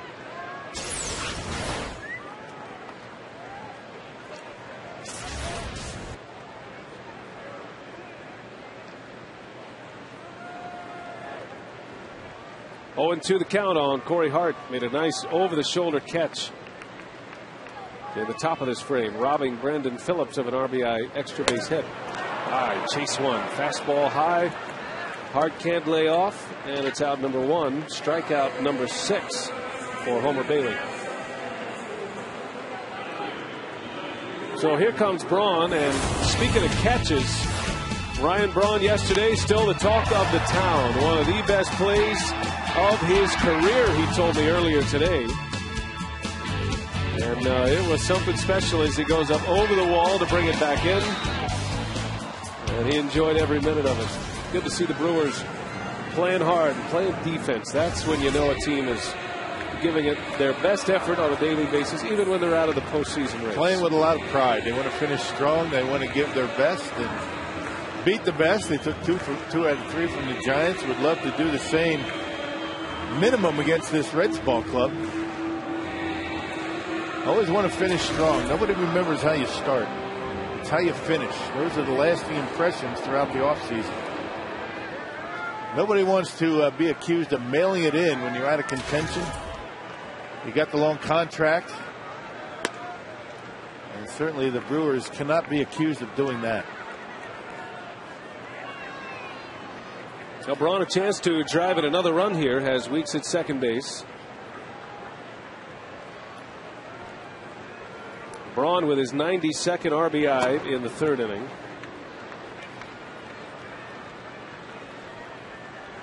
That was a 6-3 ground out to produce the run, the lone Brewers run. Now Weeks representing the tying run. Fielder will hit next.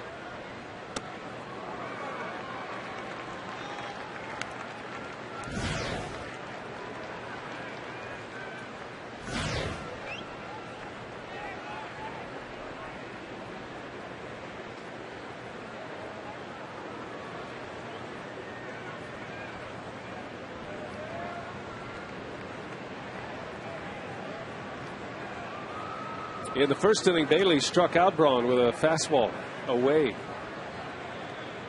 Braun had Weeks at second base in that 1st inning as well. Brewers left him stranded in the 1st.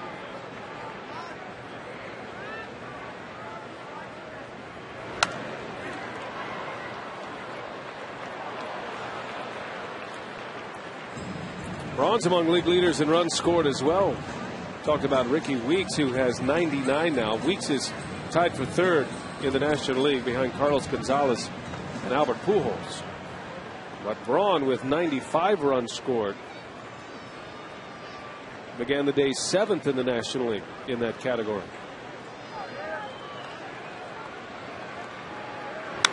That one is hit well left field. Gomes is back. He cannot get it. Ricky Weeks will score. Braun in the 2nd. It's a double and an RBI. And we are tied at 2.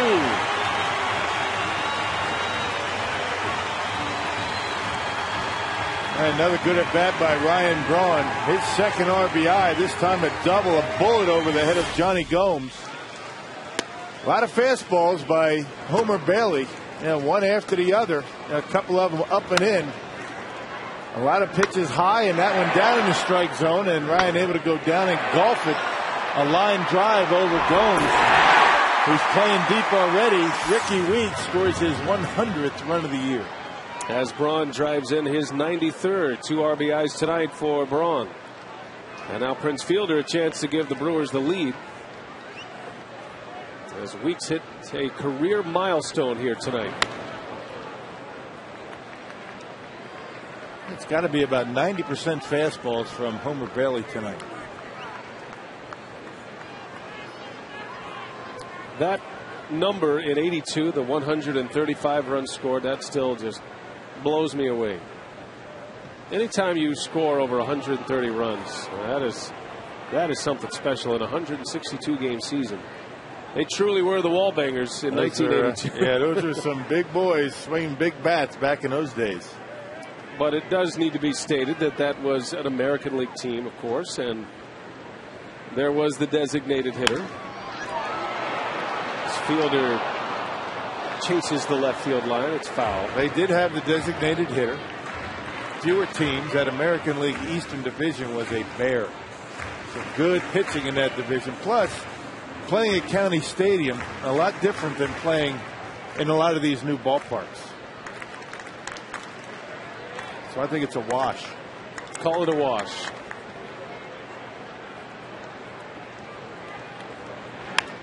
Fielder gets sawed off, and a diving catch by Cabrera. That was a slicing soft line drive, and Cabrera able to chase it down for the 2nd out of the inning. Just a reminder to go to FoxSportsWisconsin.com to vote for the Brewers' top memorable moment that you'd like to see replayed here on Fox Sports Wisconsin. All courtesy of Gatorade. A lot going on FoxSportsWisconsin.com. You can find the latest from Bob Brainerd.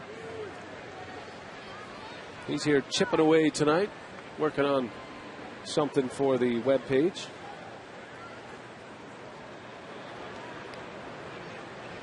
Braun out at 2nd. McGee, little half swing, cuts through it. Bob's got a sign now. Usually we only show Bob when he's eating, which is about 79 to 82% of the time. But he's actually working here. Or he could be taking a nap. He's thinking. Sure. It looks like he's at deep in thought as to what's going to be typed out next. You better be nice to him, or we might be in that blog in some capacity. Subject to the scrutiny of Bob Brainerd. Yeah, he's done a nice job this year. We want to give him credit. Yes, he has. We like to have fun with Bob, but he's here every home game, and he's here early. He's in the clubhouse and the dugout, and spends a lot of time in the press dining room. Gathering ideas. You could be a food critic. Now, he has done a good job. Been a nice addition to the Brewers or the Fox website.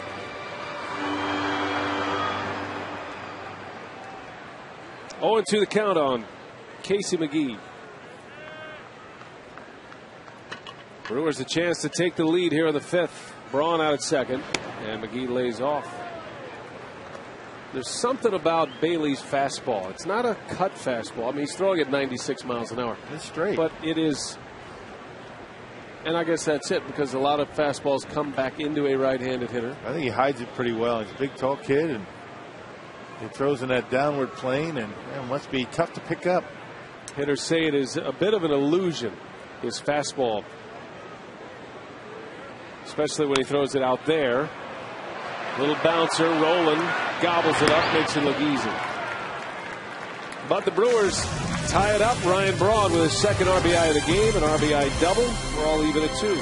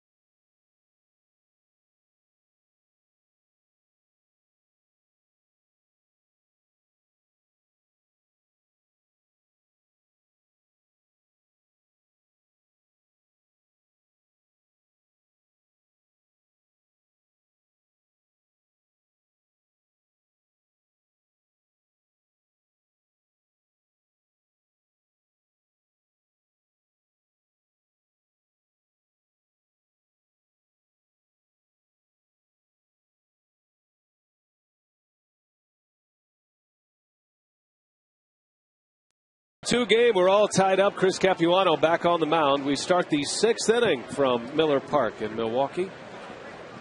Capuano has given up 2 runs. They came on one swing of the bat by Drew Stubbs.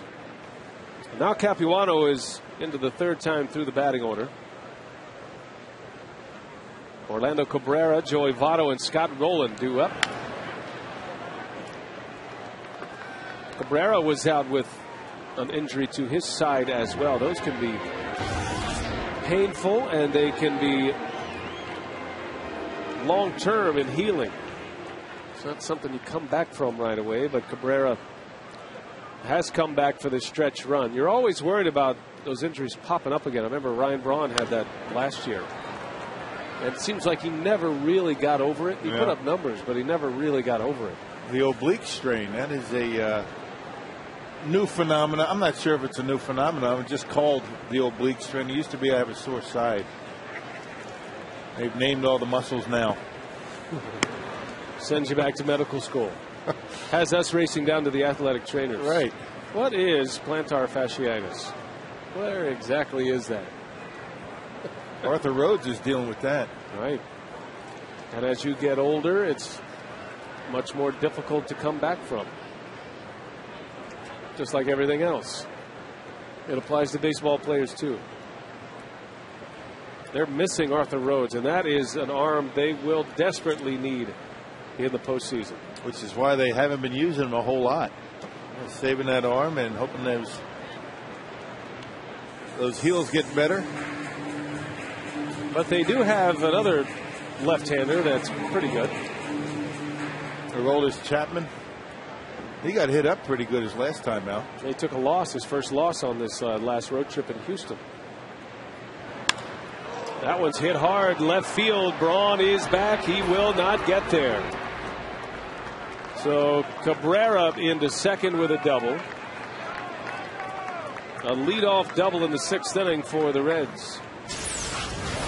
They put a charge into that one, a fastball out over the plate, and see Cabrera able to get the bat head out on it. Full Brawny just a little bit. He went across instead of going back. Even if he went back on it right away, not sure if he would have been able to get there. That ball was hit well. 32 doubles for Cabrera. There have been too many mistakes from Capuano. That was one. He got too much of the plate, up in the zone with the fastball. And now the dangerous Joey Votto up there with the go-ahead run at second base.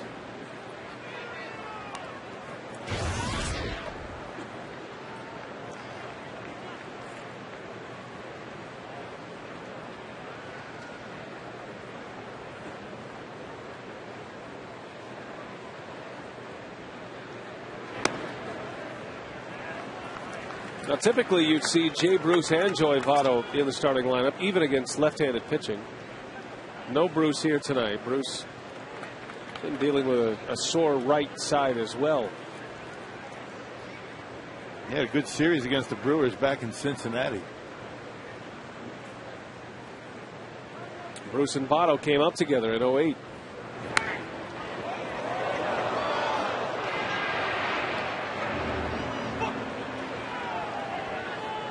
Votto upset that he missed a pitch or that he couldn't check his swing. Almost wiped out Johnny Gomes in the Reds dugout. Who seems to be less upset than Joey Votto at this point.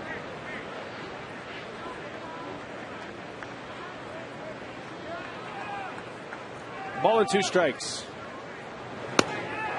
Got him. Ring him up on the outside corner, and Votto, for the second time tonight, is barking at Joe West, and he might not last. Well, that's one guy you don't mess with, Joe West. He has a very low threshold or tolerance right here. Joe West. You start making a fuss with him out there, and you will be in the showers. Second time that Votto has been called out on that exact pitch.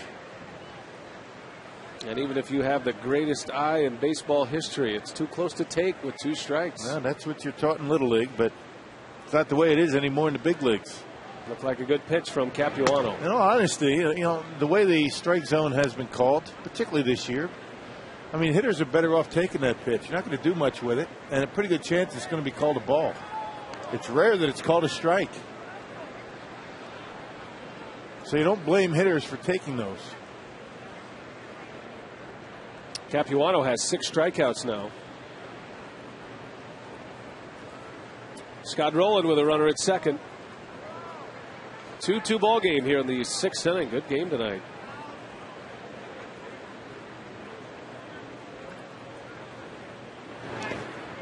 First of 6 meetings between the Brewers and the Reds the rest of the year. Cincinnati has 12 games left, including tonight. The Brewers with 14. Milwaukee will play it all the way through. No more off days. In the middle of a 17-in-a-row stretch. Got the entire offseason to rest, says Ken Maka. 17 in a row is tough, though. The Brewers will go with a 6-man rotation. Mark Rogers will get a start Thursday against Florida. And you might see Rogers once again in New York. There's Mark Rogers. He's made his way from the bullpen to the dugout, which is where the starting pitchers hang out.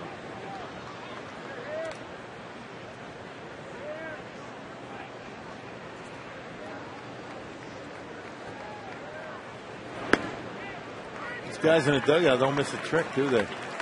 in the middle of the conversation, and Yo said, "You know what? I feel like somebody's watching me." We're always watching you, Yo. Carlos Villanueva gets loose. Capuano doing all he can to get through this inning and have a chance at a victory here tonight. See if the Brewers can come back. Yeah, nothing but good things about you, though, Yo. Always. He knows that. Especially after his performance in San Francisco, beating Tim Lincecum Saturday night. Brewers got 2 runs early, and that's all they needed. And a 2-1 win, securing the series victory at AT&T Park. You'll ask if he went? No, he didn't, says Angel Hernandez. Hey, kids, be part of a Major League moment every Sunday home game. 9 lucky kids ages 6 to 13 will stand next to a Brewers player during the national anthem. Pick up an entry form at your local PNC branch.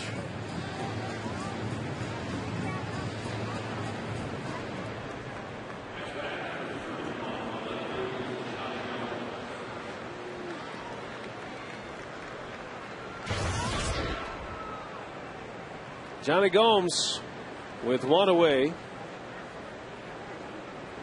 Chance at a double play to end the inning for Capuano.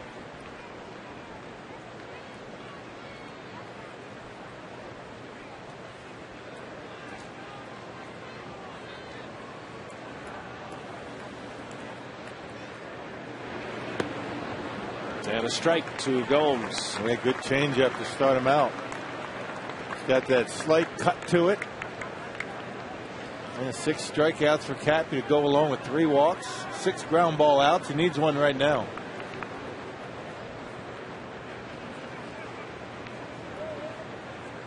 The Brewers have turned 1 double play tonight. They got one to end the 3rd inning.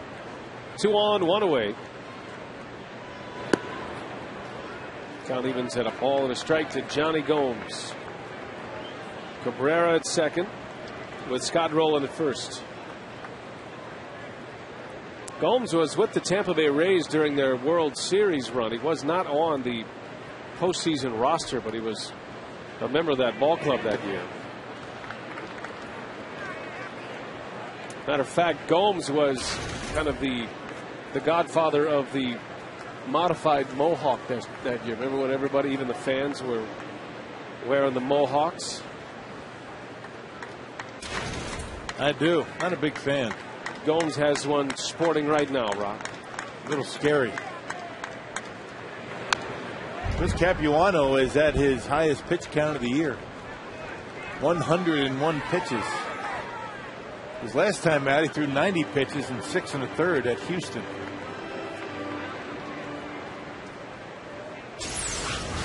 Mohawk or no mohawk? Fastball got by him.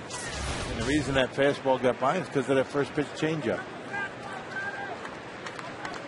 Just introducing the hint of doubt about the speed. Big pitch coming up here for Capuano.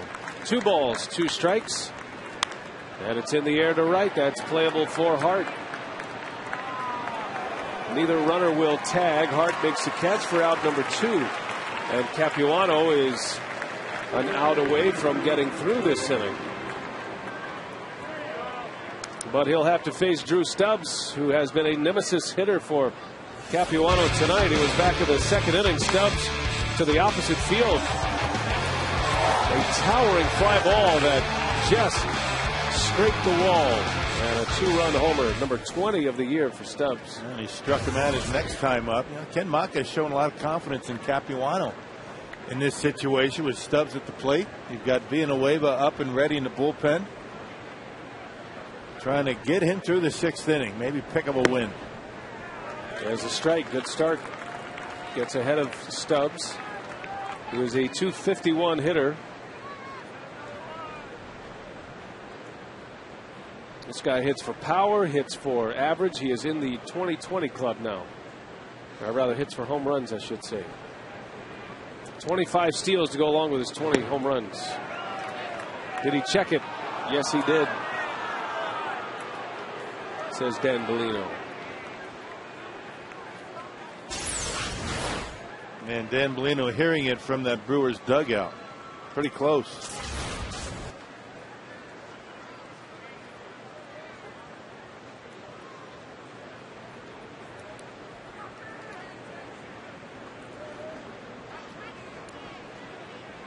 Getting started with a double from Cabrera.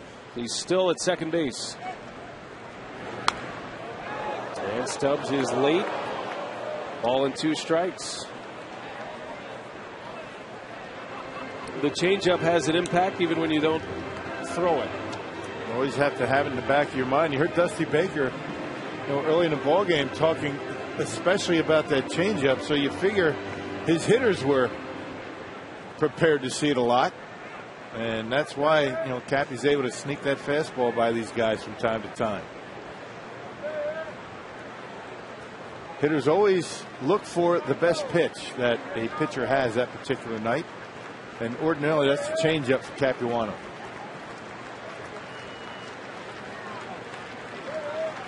Ball and 2 strikes. What does he have in mind for him here? A fastball strike called. Stubbs is run up. Capuano surprises him with a fastball. 7 strikeouts. Still tied at 2. Can the Brewers get him some runs?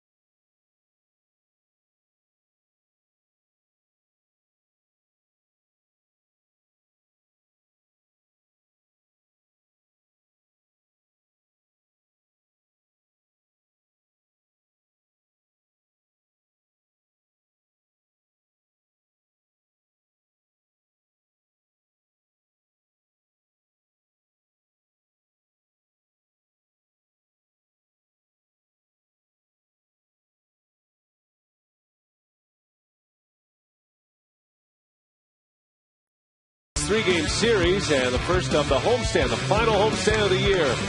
Homer Bailey against Chris Capuano. They are racking up a ton of strikeouts tonight. Bailey with 6 Ks, Capuano with 7 thus far. Drew Stubbs with a 2-run homer in the second inning, representing the 2 Cincinnati runs at this point, and it was Ryan Braun doubling in the tying run in the 5th. Braun has both RBIs, giving him 93 for the season. Ricky Weeks has scored 2 runs in this game and now has 100 for the season as well. Numbers pretty close. Capuano able to get through that 6th inning. Ken Mock is showing a lot of confidence in Capuano to get to a couple of right-handers with the go-ahead run at second base, and he was able to do it. And he'll turn it over to his offense to see if they can get him a lead and possibly a win here tonight. Capuano is done. The bullpen's still active. And Capuano, with the most pitches he's thrown all season, will wrap it up through 6 innings.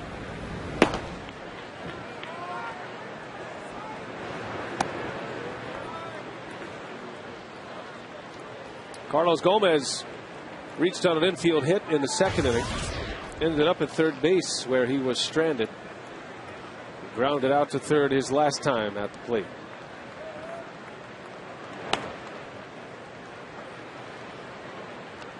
Capuano, a season high for strikeouts tonight with 7. Most pitches he's thrown in a game. The first time this season he had been over 100 pitches. Not his longest outing, however. Capuano went 7 innings against the Cardinals in a victory. Took him only 83 pitches to get through 7 innings. Yeah, Cappy's done well. He really has since he's been inserted in the starting rotation. He's continued to lower that earned run average. He's been a nice surprise. And Gomez goes down on strikes. That is number 7 for Homer Bailey. All right, Rock, our Ho Chunk Gaming Wisconsin text question. Jeff in Brookfield wants to know, what verbiage did you use to address the umpire if you felt your pitcher was being squeezed? Verbiage? It's a good word. How do you talk to an umpire? Well, it depends on the umpire. I mean, every catcher. I mean, the longer you're around the league, the more you get to know each and every umpire, and you know what you can get away with. You know what umpires might give you a little bit more leeway. But the one thing you don't want to do when you're trying to question a call, you don't want to turn around. You want to take your mask off. You don't want to let the crowd know that you're talking to the umpire. You just look forward and say things like, "Hey, Joe, we need that pitch tonight." I mean, Capuano. He doesn't throw hard. He needs that outside corner. Give it a good look. Or you say, did you see it well? I mean, you want me to get lower for you? How can I help you? We need that pitch. I mean, honestly, those are the kind of things that you say. You kill him with kindness. Right. You make it your fault. What did I do for you to miss that pitch? That was a strike. That's great. Well, and certainly every player knows that Joe West does not put up with much. No.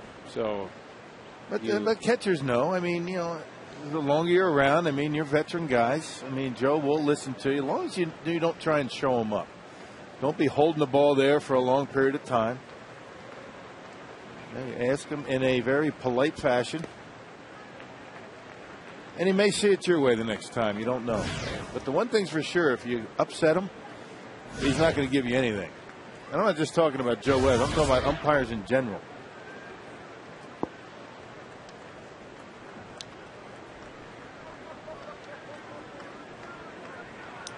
Ball and 2 strikes on Escobar. And the count evens at 2-2. Joey Votto barking at Joe West. Now, this was the second time that Joey Votto argued after he called strike 3, and Joe West establishing parameters. That's pretty much. He said, no, that ball was not off the plate. You could read Joe West's lips. Thank goodness he kept it clean for us. Joe's a musician, He's got some country songs, and I've actually got a couple of those DVDs.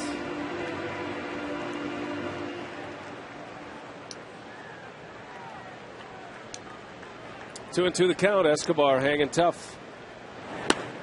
And the count goes full. 3 balls, 2 strikes on Escobar. The Brewers need a base runner. All tied at 2. Capuano appears to be done for the day. His spot in the batting order down in the hold right now. Probably see Joe Inglet come on to hit, as that one is hit hard. Center field, way back there. Stubbs at the wall. He's got it for the out. Lucroy gave it a ride. Wrong part of the ballpark. Or rather, Escobar, I should say. Almost. Well, just allowed out. If you talk to Ken Maka, he'll tell you that, Escobar, you don't want him elevating the baseball. Slight uppercut right there. And anytime he gets the ball in the air, pretty good chance it's going to stay in the ballpark.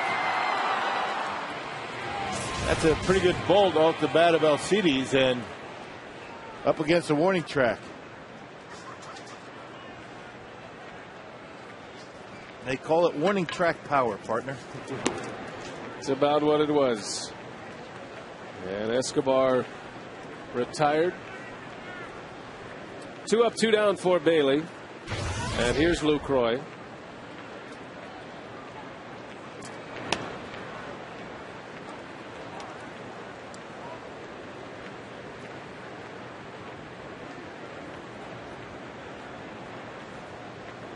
Joe Inglet scheduled to hit next. Kind of rummaging through your files over here, Rock. Well, my credibility was questioned in the truck. Somebody didn't believe I actually had the DVDs, the CDs. Took it right out of your CD player. The vault. Yep. Right here. Diamond Dreams. Diamond Dreams. Some of the names are Diamond Dreams, a piece of history, everybody. Extra innings out at home, the men in blue. Some of the the titles of some his of the singles. hits. They say it'll be a million seller. There'll be a million of them in his cellar if he keeps making them. No, I'm just kidding, Joe. Don't throw me out. I've got an extra one for you. No, I have one. Yeah, I like them. Good stuff.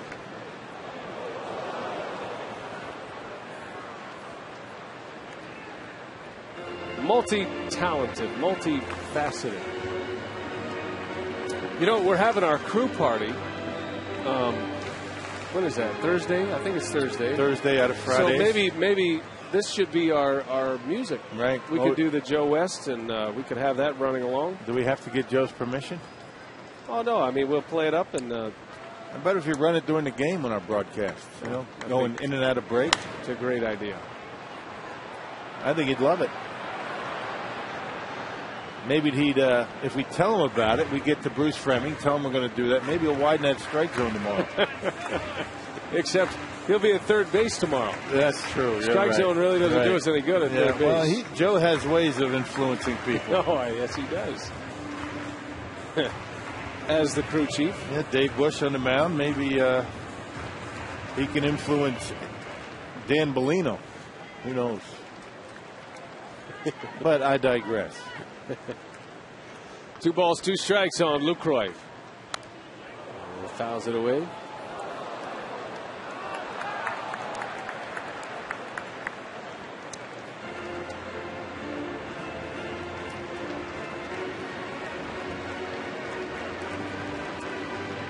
I don't know if Joe West has sold any of these, but I know there are a lot of them that exist. I guarantee you, one of these CDs is in every booth in the big leagues. Lucroy in the right, and the side retired. So a 1-2-3 inning for Homer Bailey.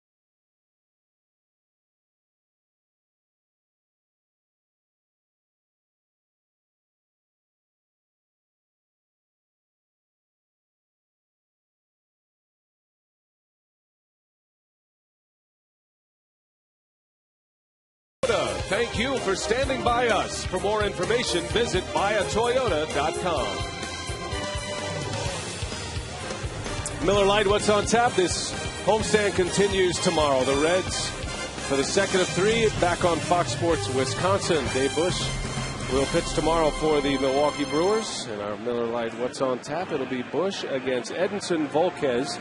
Johnny Cueto against Randy Wolf on Wednesday.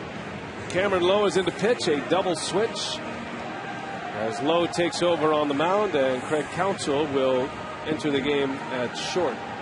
2-2, we're all tied up, both starters pitching well. Capuano is out, and now Lowe trying to keep the Reds right where they are.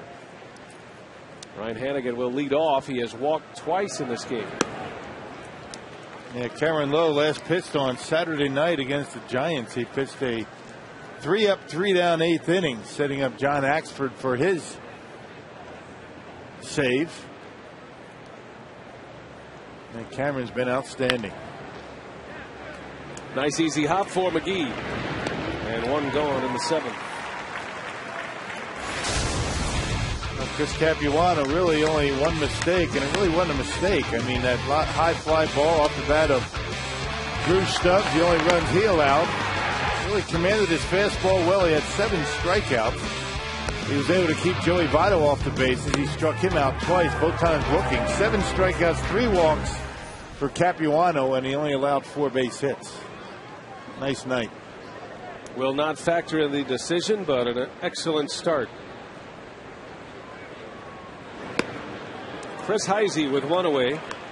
0 for 2 in this game as Lowe puts one by him.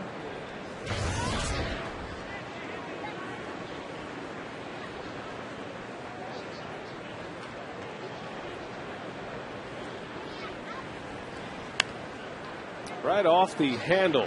Counsell plays it on a hop, and the throw is high. Well, Counsell, I'm surprised, let it bounce. Didn't feel like he could get it in the air, and that cost him. That'll be a base hit for Heisey. No, not much of a chance for Craig Counsell. I thought that Casey had the best chance for it. That ball right off the fist, and all Counsell could do is barehand and try the best he can to make it close. Not able to do it. And with that base hit, Dusty Baker will take a shot at it here in the 7th inning. Homer Bailey is out. The Red starter goes 6 innings, and a pinch hitter is coming on. Juan Francisco will hit for Cincinnati. Yep, 11 players on the bench for Dusty Baker. 5 of them left-handers. Jim Edmonds, Lance Nix, who's been hampered by injuries. We talked about Jay Bruce earlier. Yonder Alonso and Ben Juan Francisco.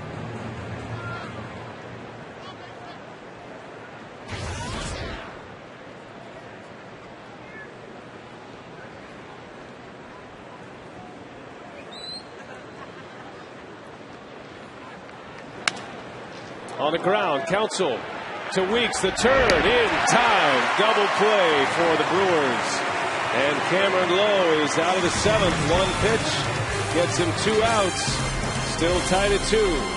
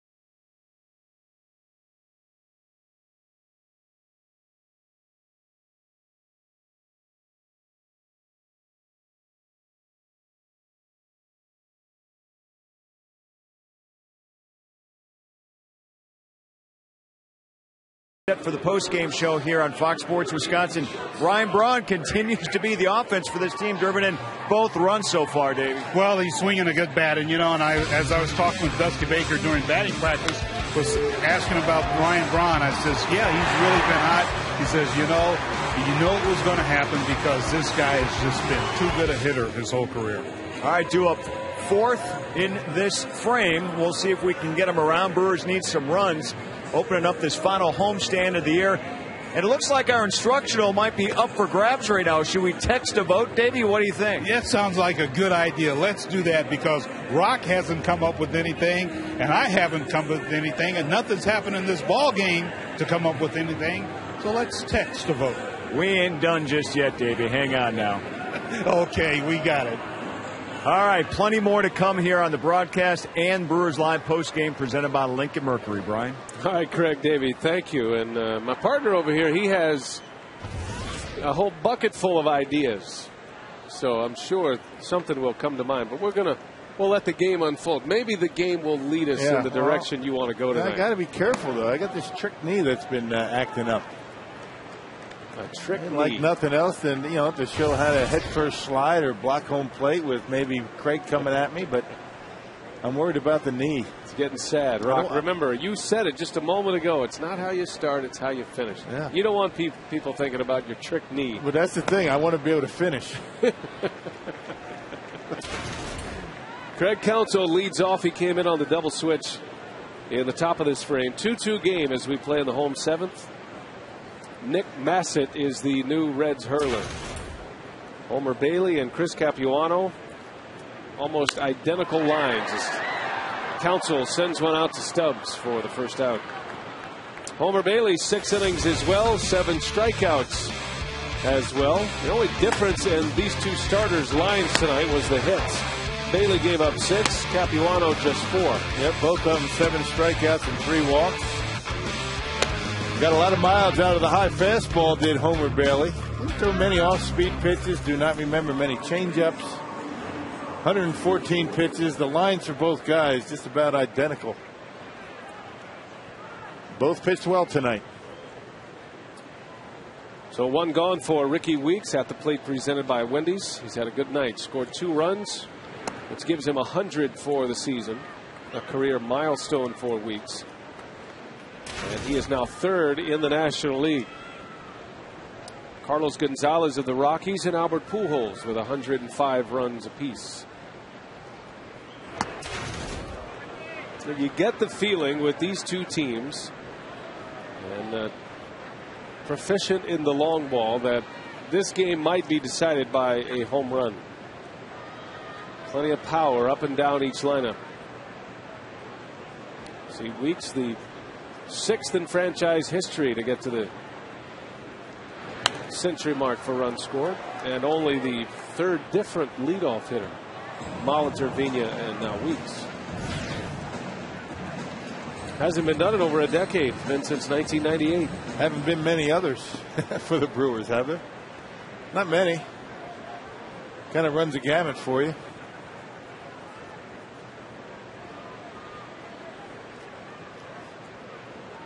Weeks is 2 for 2 with a walk.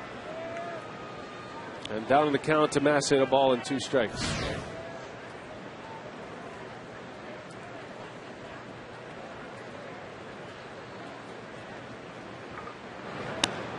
And a curveball, strike call. Down goes Ricky Weeks.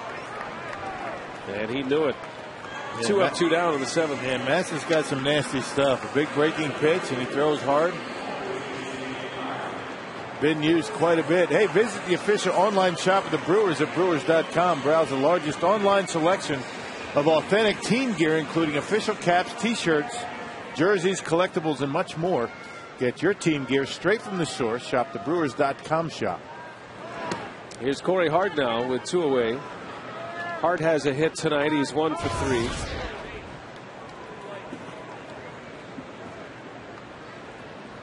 And he is pursuing a 30 homer, 100 RBI season. Bouncing ball to short. Cabrera will make the play. Scooped up by Votto. The inning is over. We head to the 8th from Miller Park. All tied at 2.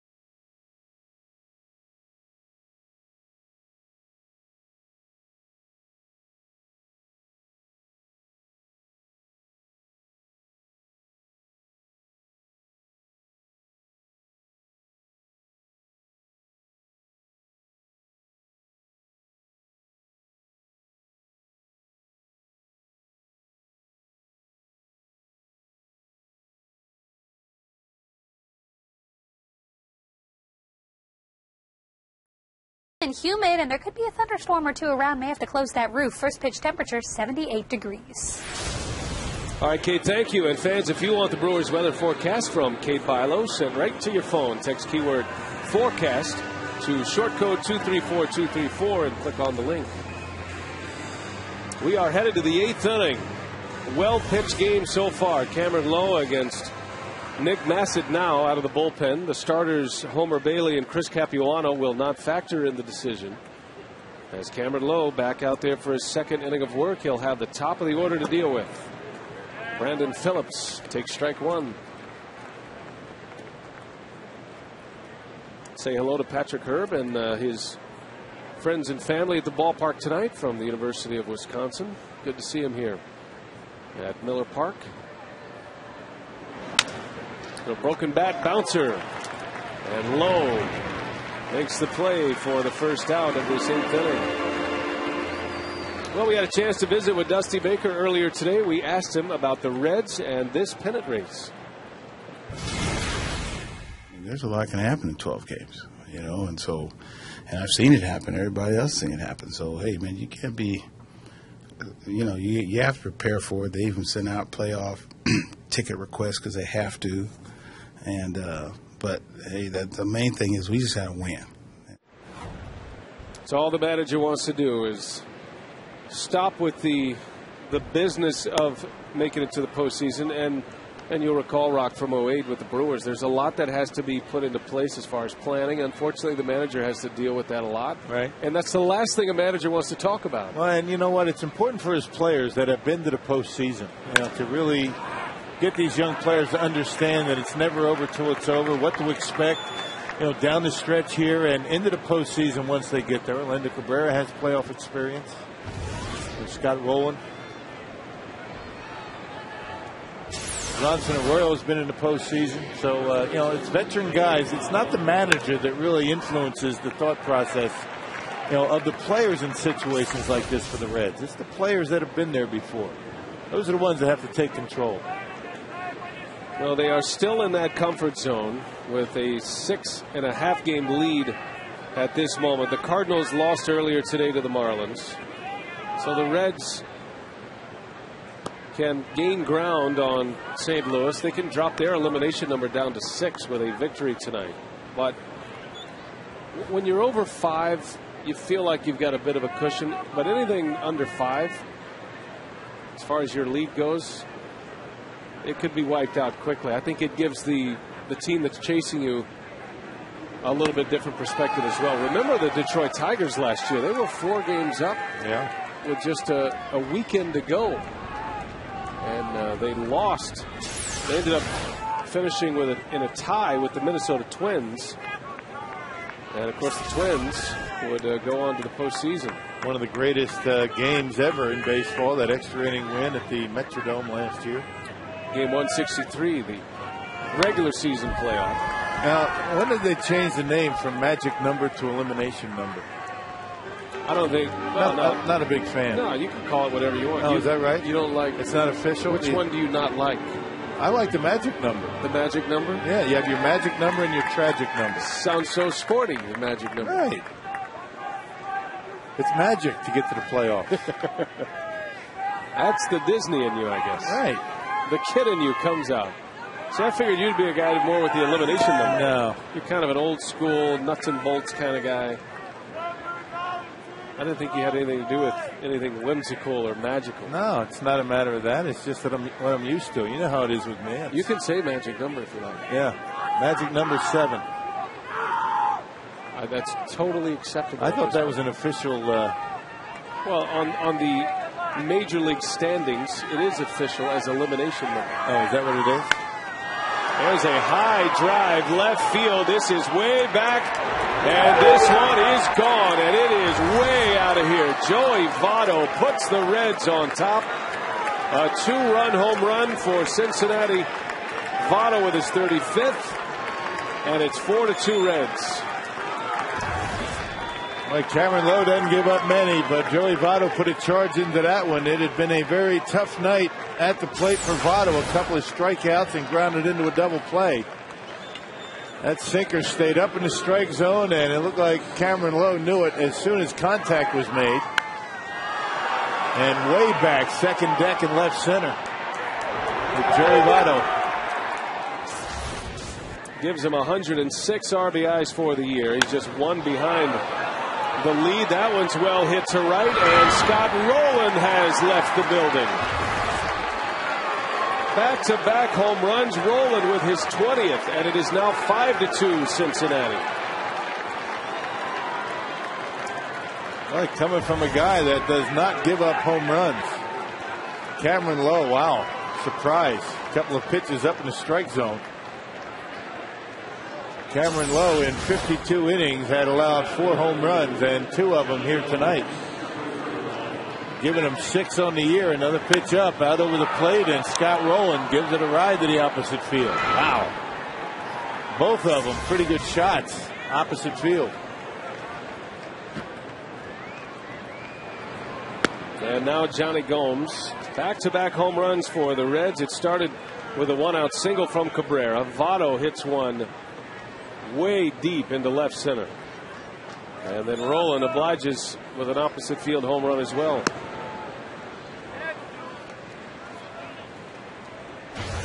Quickly 0-2 on Gomes. All of the runs for the Reds coming via the long ball tonight.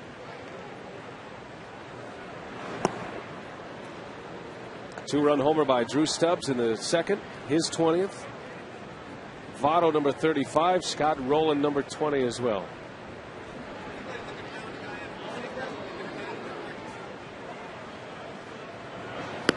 And Gomes is down on strikes. Waved at a breaking ball, 2 gone in the 8th. First strikeout for Cameron Lowe. Yeah, good slider that time off the outside corner. Gomes tried to pull it. There they are. Joey Votto and Scott Rowland, the heart and soul of the offense for this Cincinnati Reds team. You just don't see many left-handed hitters hit it that far into the opposite field. That's normally reserved for the biggest of right-handed power hitters to that spot of Miller Park above the bullpen. He centered on that one well, and Cameron Lowe knew as soon as he hit it, it was gone. Stubbs is down 0-2.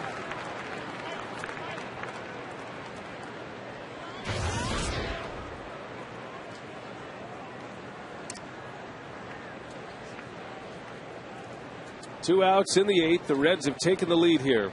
3 runs are in on 2 homers. Votto now trailing Carlos Gonzalez and Albert Pujols for runs batted in the league. He's 1 back. Gonzalez and Pujols with 107.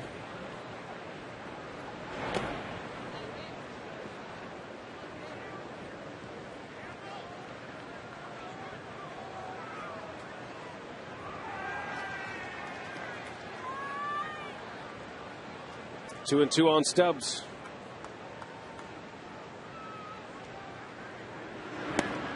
And he's able to lay off.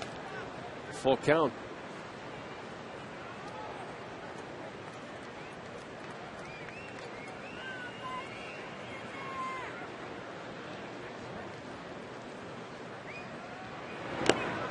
And he got him. So Lowe strikes out the final 2 hitters.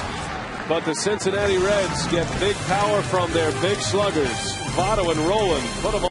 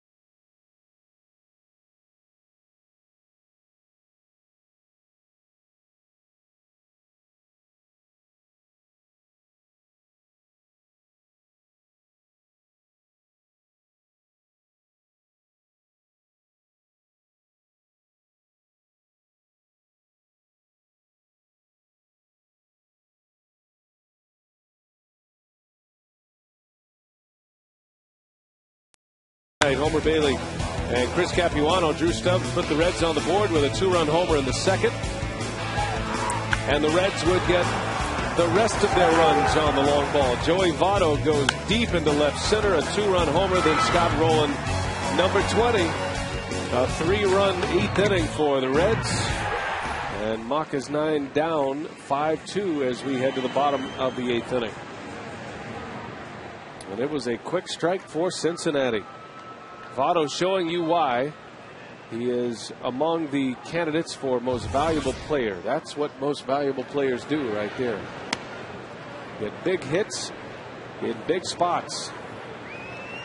Snapping a 2-2 tie, Joey Votto. Yeah, but he has been about as consistent as any player in the major leagues. You know, most guys will go through ups and downs, but Joey Votto has been there just about all the time. Really hasn't had any long stretches where he's not driven in runs or gotten base hits. Braun out to right, and the catch is made by Heisey. One away in the 8th. Our U.S. Cellular text and vote question of the week. You can get interactive with us. Just text your answer to 234-234. And we want to know who is the Brewers MVP this season. W for Wheats, X for McGee, Y for Axford, and Z for Hart.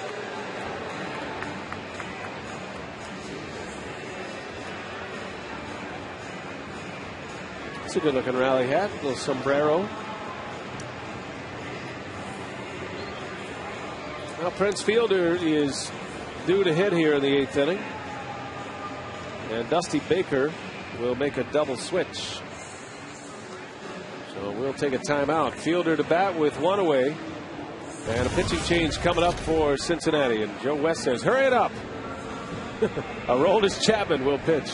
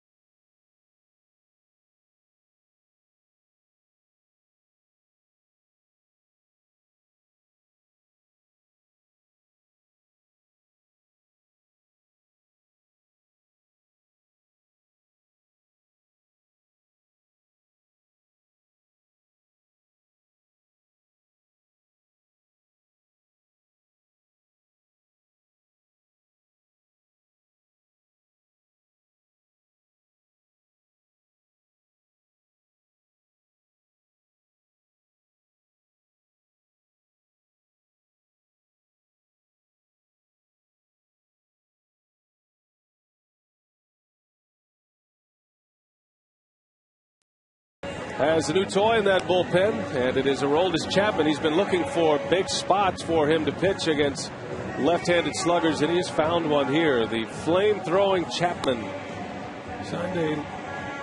signed a long-term deal with the Reds this offseason out of Cuba, defected from Cuba, and he made his major league debut against the Milwaukee Brewers. You see his numbers at this point.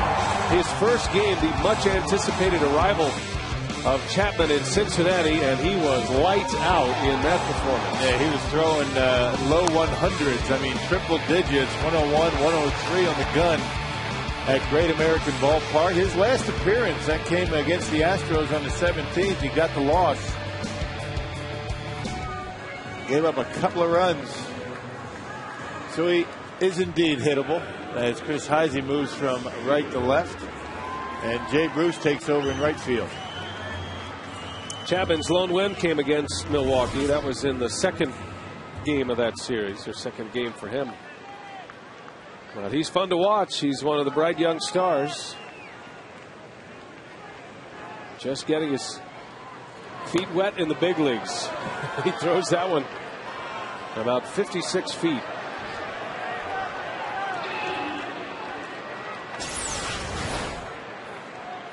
I think he's trying to throw a little bit too hard. Did that one get a piece of Joe West?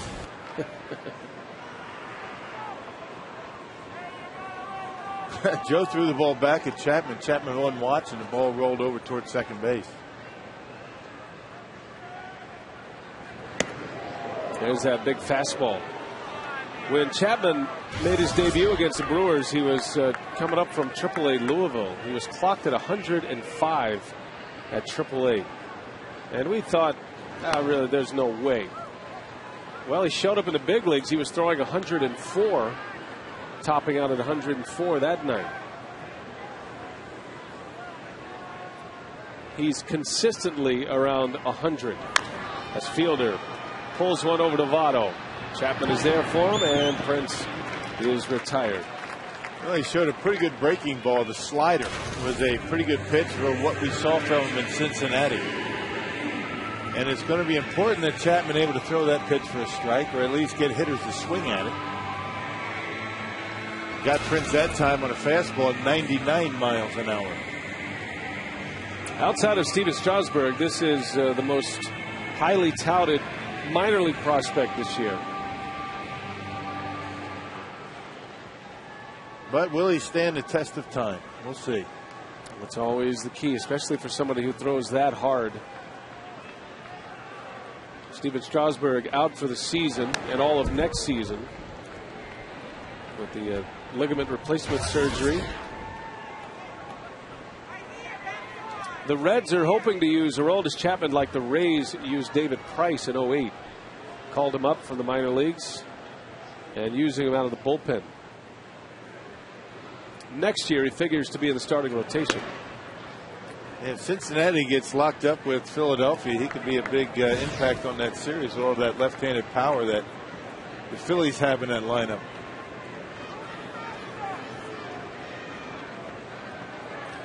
Ball on the strike with 2 away on McGee. A good fastball hitter. And that one is into center field. Drew Stubbs will make the catch. The inning is over. Chapman gets the final 2 outs. His last pitch, 100 miles an hour. And we head to the ninth.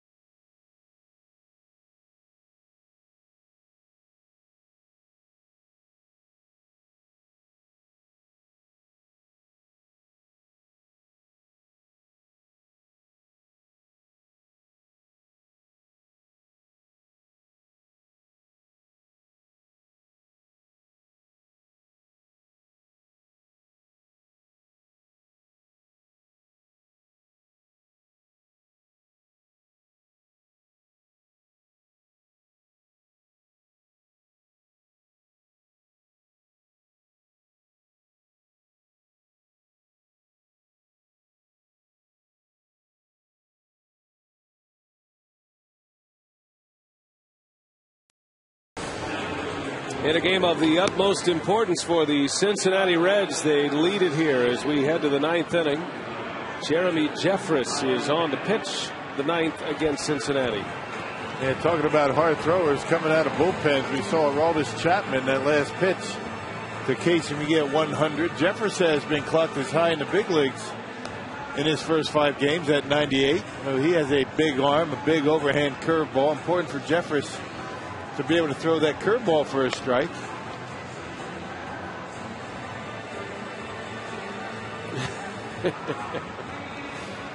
That's a kind of a cartoonish Raleigh fingers, I think, is what he's going for there.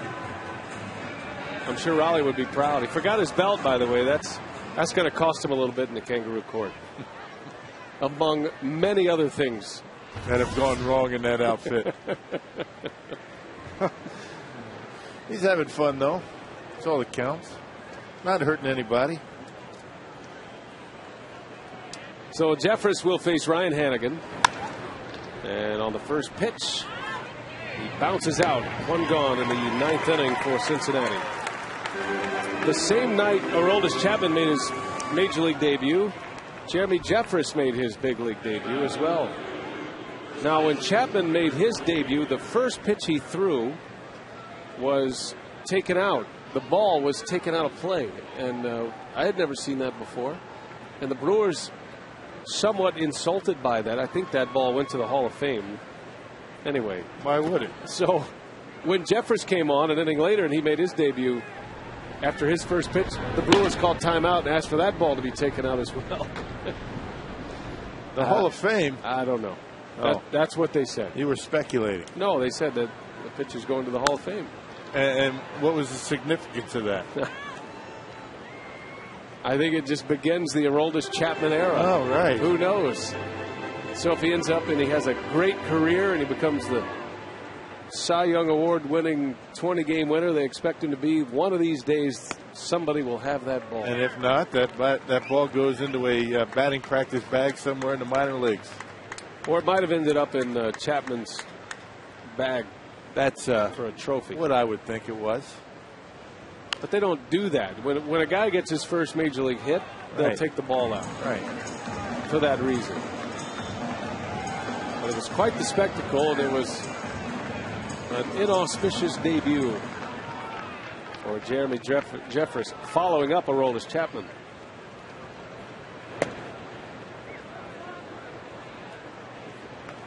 Some things are hard to figure out these days, you know? Really.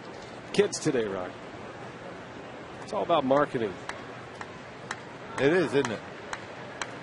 Which is why your face is on FoxSportsWisconsin.com. The marketable Bill Schroeder as Jeffress strikes out Chris Heisey, and 2 away in the ninth. Yeah, good velocity right there. 97 for Jeremy Jeffress. Doesn't look like a guy that would throw as hard as he does, but he can light up that gun. And he'll face Jay Bruce batting for the first time. He came in on a double switch last inning. We had Doug Melvin on the air with us earlier tonight, back in the third inning, and he was speaking about Jeffress, and he'd like to see him evolve into a starting pitcher, which is what he has done mostly in his minor league career until this season. The reason he went to the bullpen this year, the Brewers wanted to push him to the big leagues just to see how he would react. They wanted to get him under the wing of Trevor Hoffman a little bit down in that bullpen and into this big league environment.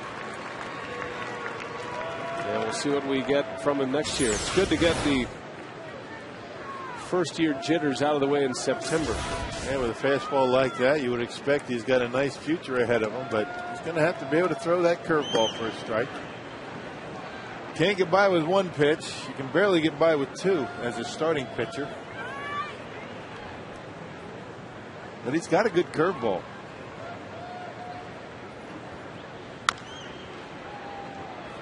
Well, Doug Melvin was saying about Jeffress earlier that pitching out of the bullpen, and Aroldis Chapman is in the same boat. You don't really get the chance to use your third pitch. You wouldn't want to run that risk. And Jeffress has a good changeup. I mean, it's rated as a good changeup anyway. Of course, we haven't seen it at the big league level. But both of these pitchers are projected to end up in the starting rotation. That one just missed. Bruce draws the walk. I can tell you one thing that the Brewers love about Jeffress is his mechanics. Yeah, very true. Doesn't put a lot of pressure on that arm, and that is a pretty good eye for Jay Bruce. That's what I'm saying. Why not take it? Yeah, good chance you're going to He'll get first base on a 3-2 pitch. So 2 men are out, and a runner at first. Here is Brandon Phillips, who's never been afraid of a good fastball. So Jeffers starts him with a curveball for a strike. Yeah, there's that neat buckler right there. That's a nice curveball. They call it the old yellow hammer. Straight down, and Jeffers able to get ahead in the count with it. Now what are you thinking if you're Brandon Phillips? You don't know what's coming next.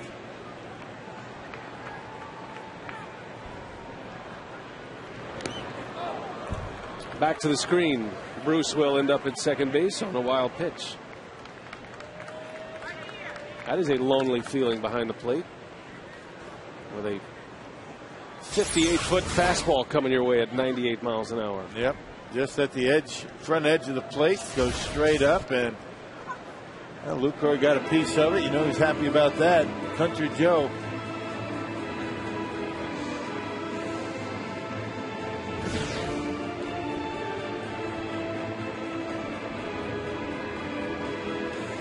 There's Jim Edmonds. Another guy with some playoff experience on this Reds ball club. And finally healthy again.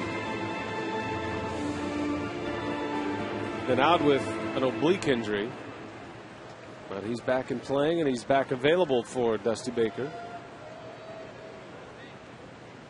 Ball and a strike. Brandon Phillips up there with a runner at second. 5-2 Cincinnati.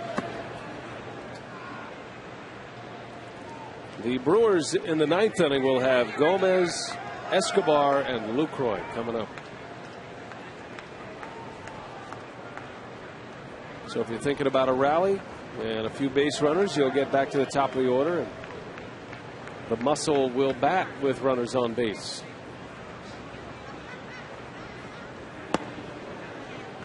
Three and one.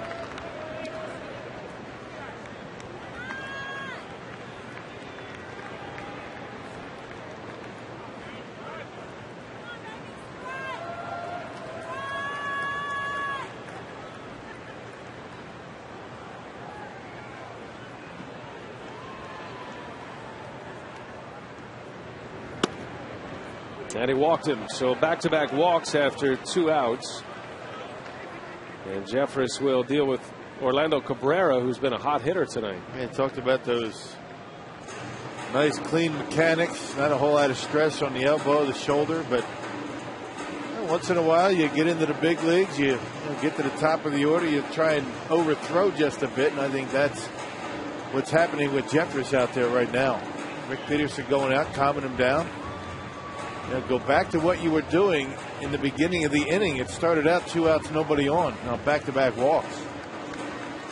Rick Peterson, a quick visit to the mound. Don't forget, tomorrow we're back at it. Edinson Volquez against Dave Bush. It'll be a big start for Volquez. Wondering if he'll end up in the starting rotation for the postseason if they make it, or whether he'll go to the bullpen. So that'll be a key game tomorrow for Volquez. Bush trying to win his 8th. And looking for a bounce-back outing after they start in Houston. 2 on, 2 out. Here's Cabrera.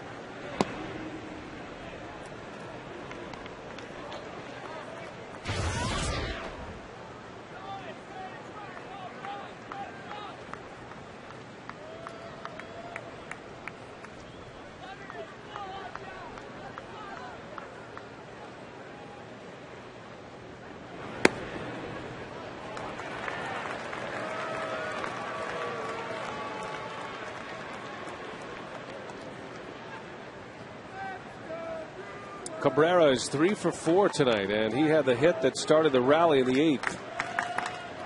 2 singles and a double for the slick fielding shortstop. Tomahawks that one into left field. Braun looks like he's got a beat on it, and he'll make the catch, and the inning is over.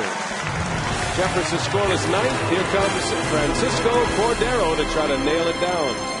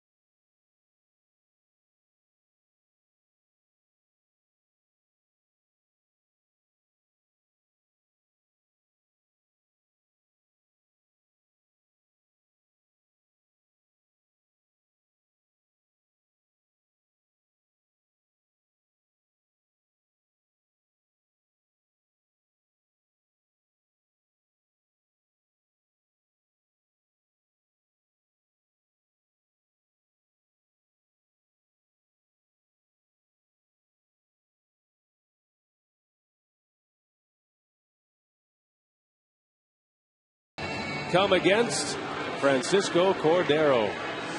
Well, Cordero with those 36 saves. He has blown 8 saves this year. He's third in the National League in saves behind Brian Wilson and Heath Bell. Giving up runs in each of his last 2 appearances. Got a blown save and a loss against the Pirates back on September 12th. Picked up a save on the 15th. So Cordero, the former Brewers closer, now in his 3rd year in Cincinnati. 3rd year of a 4-year deal. Dusty Baker came out publicly last week and stated that Cordero is his closer. Despite the 8 blown saves, he will stick with Cordero, the veteran closer. And he referenced Brad Lidge, who struggled closing games for the Phillies during the regular season last year and was flawless in the postseason. Save situation, Cordero deals to Carlos Gomez. It's Gomez, Escobar, or check that, Gomez, a pinch hitter, and then Lucroy. Looks like Matt Gamble will get the at-bat next.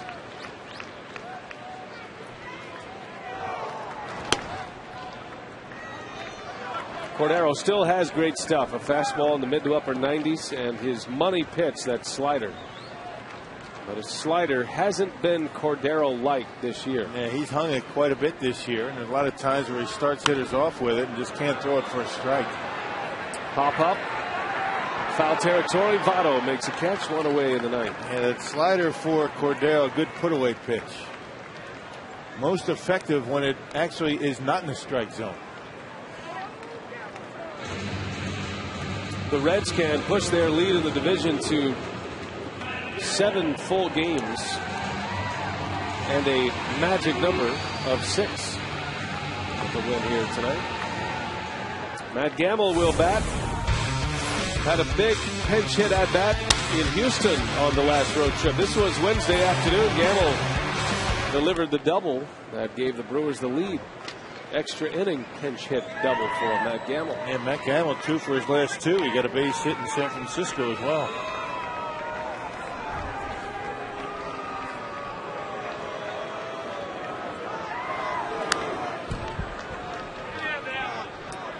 St. Louis lost earlier today. The Marlins shut him out. Volstad beat Carpenter. The Phillies hung on to win against Atlanta 3-1. So the Philadelphia Phillies now with a 4-game lead in the East. They've won 8 straight. Hot, red hot Philadelphia. They had a walk-off win last night or yesterday afternoon from Jason Worth. They have now won 17 of their last 20 games. The Phillies. As Gamble rolls to second. 2 outs. Our Menards player of the game tonight, Joey Votto. He broke the tie with a 2-run home run in the 8th inning. Scott Rowland would follow with a home run. And a 5-2 Reds lead after 3 runs scored in the 8th. And all of the Reds runs coming on the long ball tonight. Lucroy, the last hope. The Brewers have not had a base runner since the 5th inning. 13 straight retired by Cincinnati pitcher.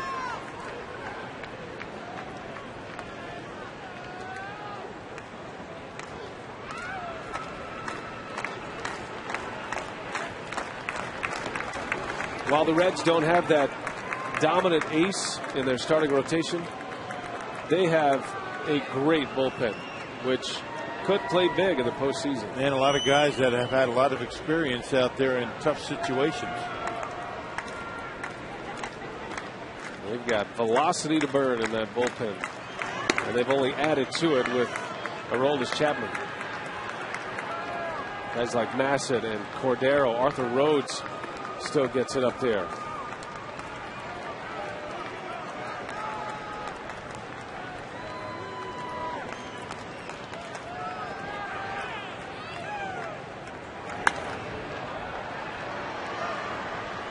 Over in the American League, the Yankees hung on to win. They beat the Rays 8-6. So New York will add to their lead. They're up 1.5 games in the American League East. And their elimination number drops down to 6. Sorry, Rock, magic number. It's magic. It's okay.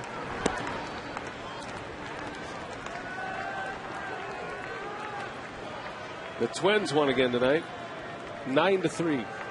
They beat the Indians. Twins are trying to finish with the best record in the American League. Lucroy swings and misses. The game is over as the Cincinnati Reds get one step closer to a berth in the postseason. Joey Votto, a 2-run homer.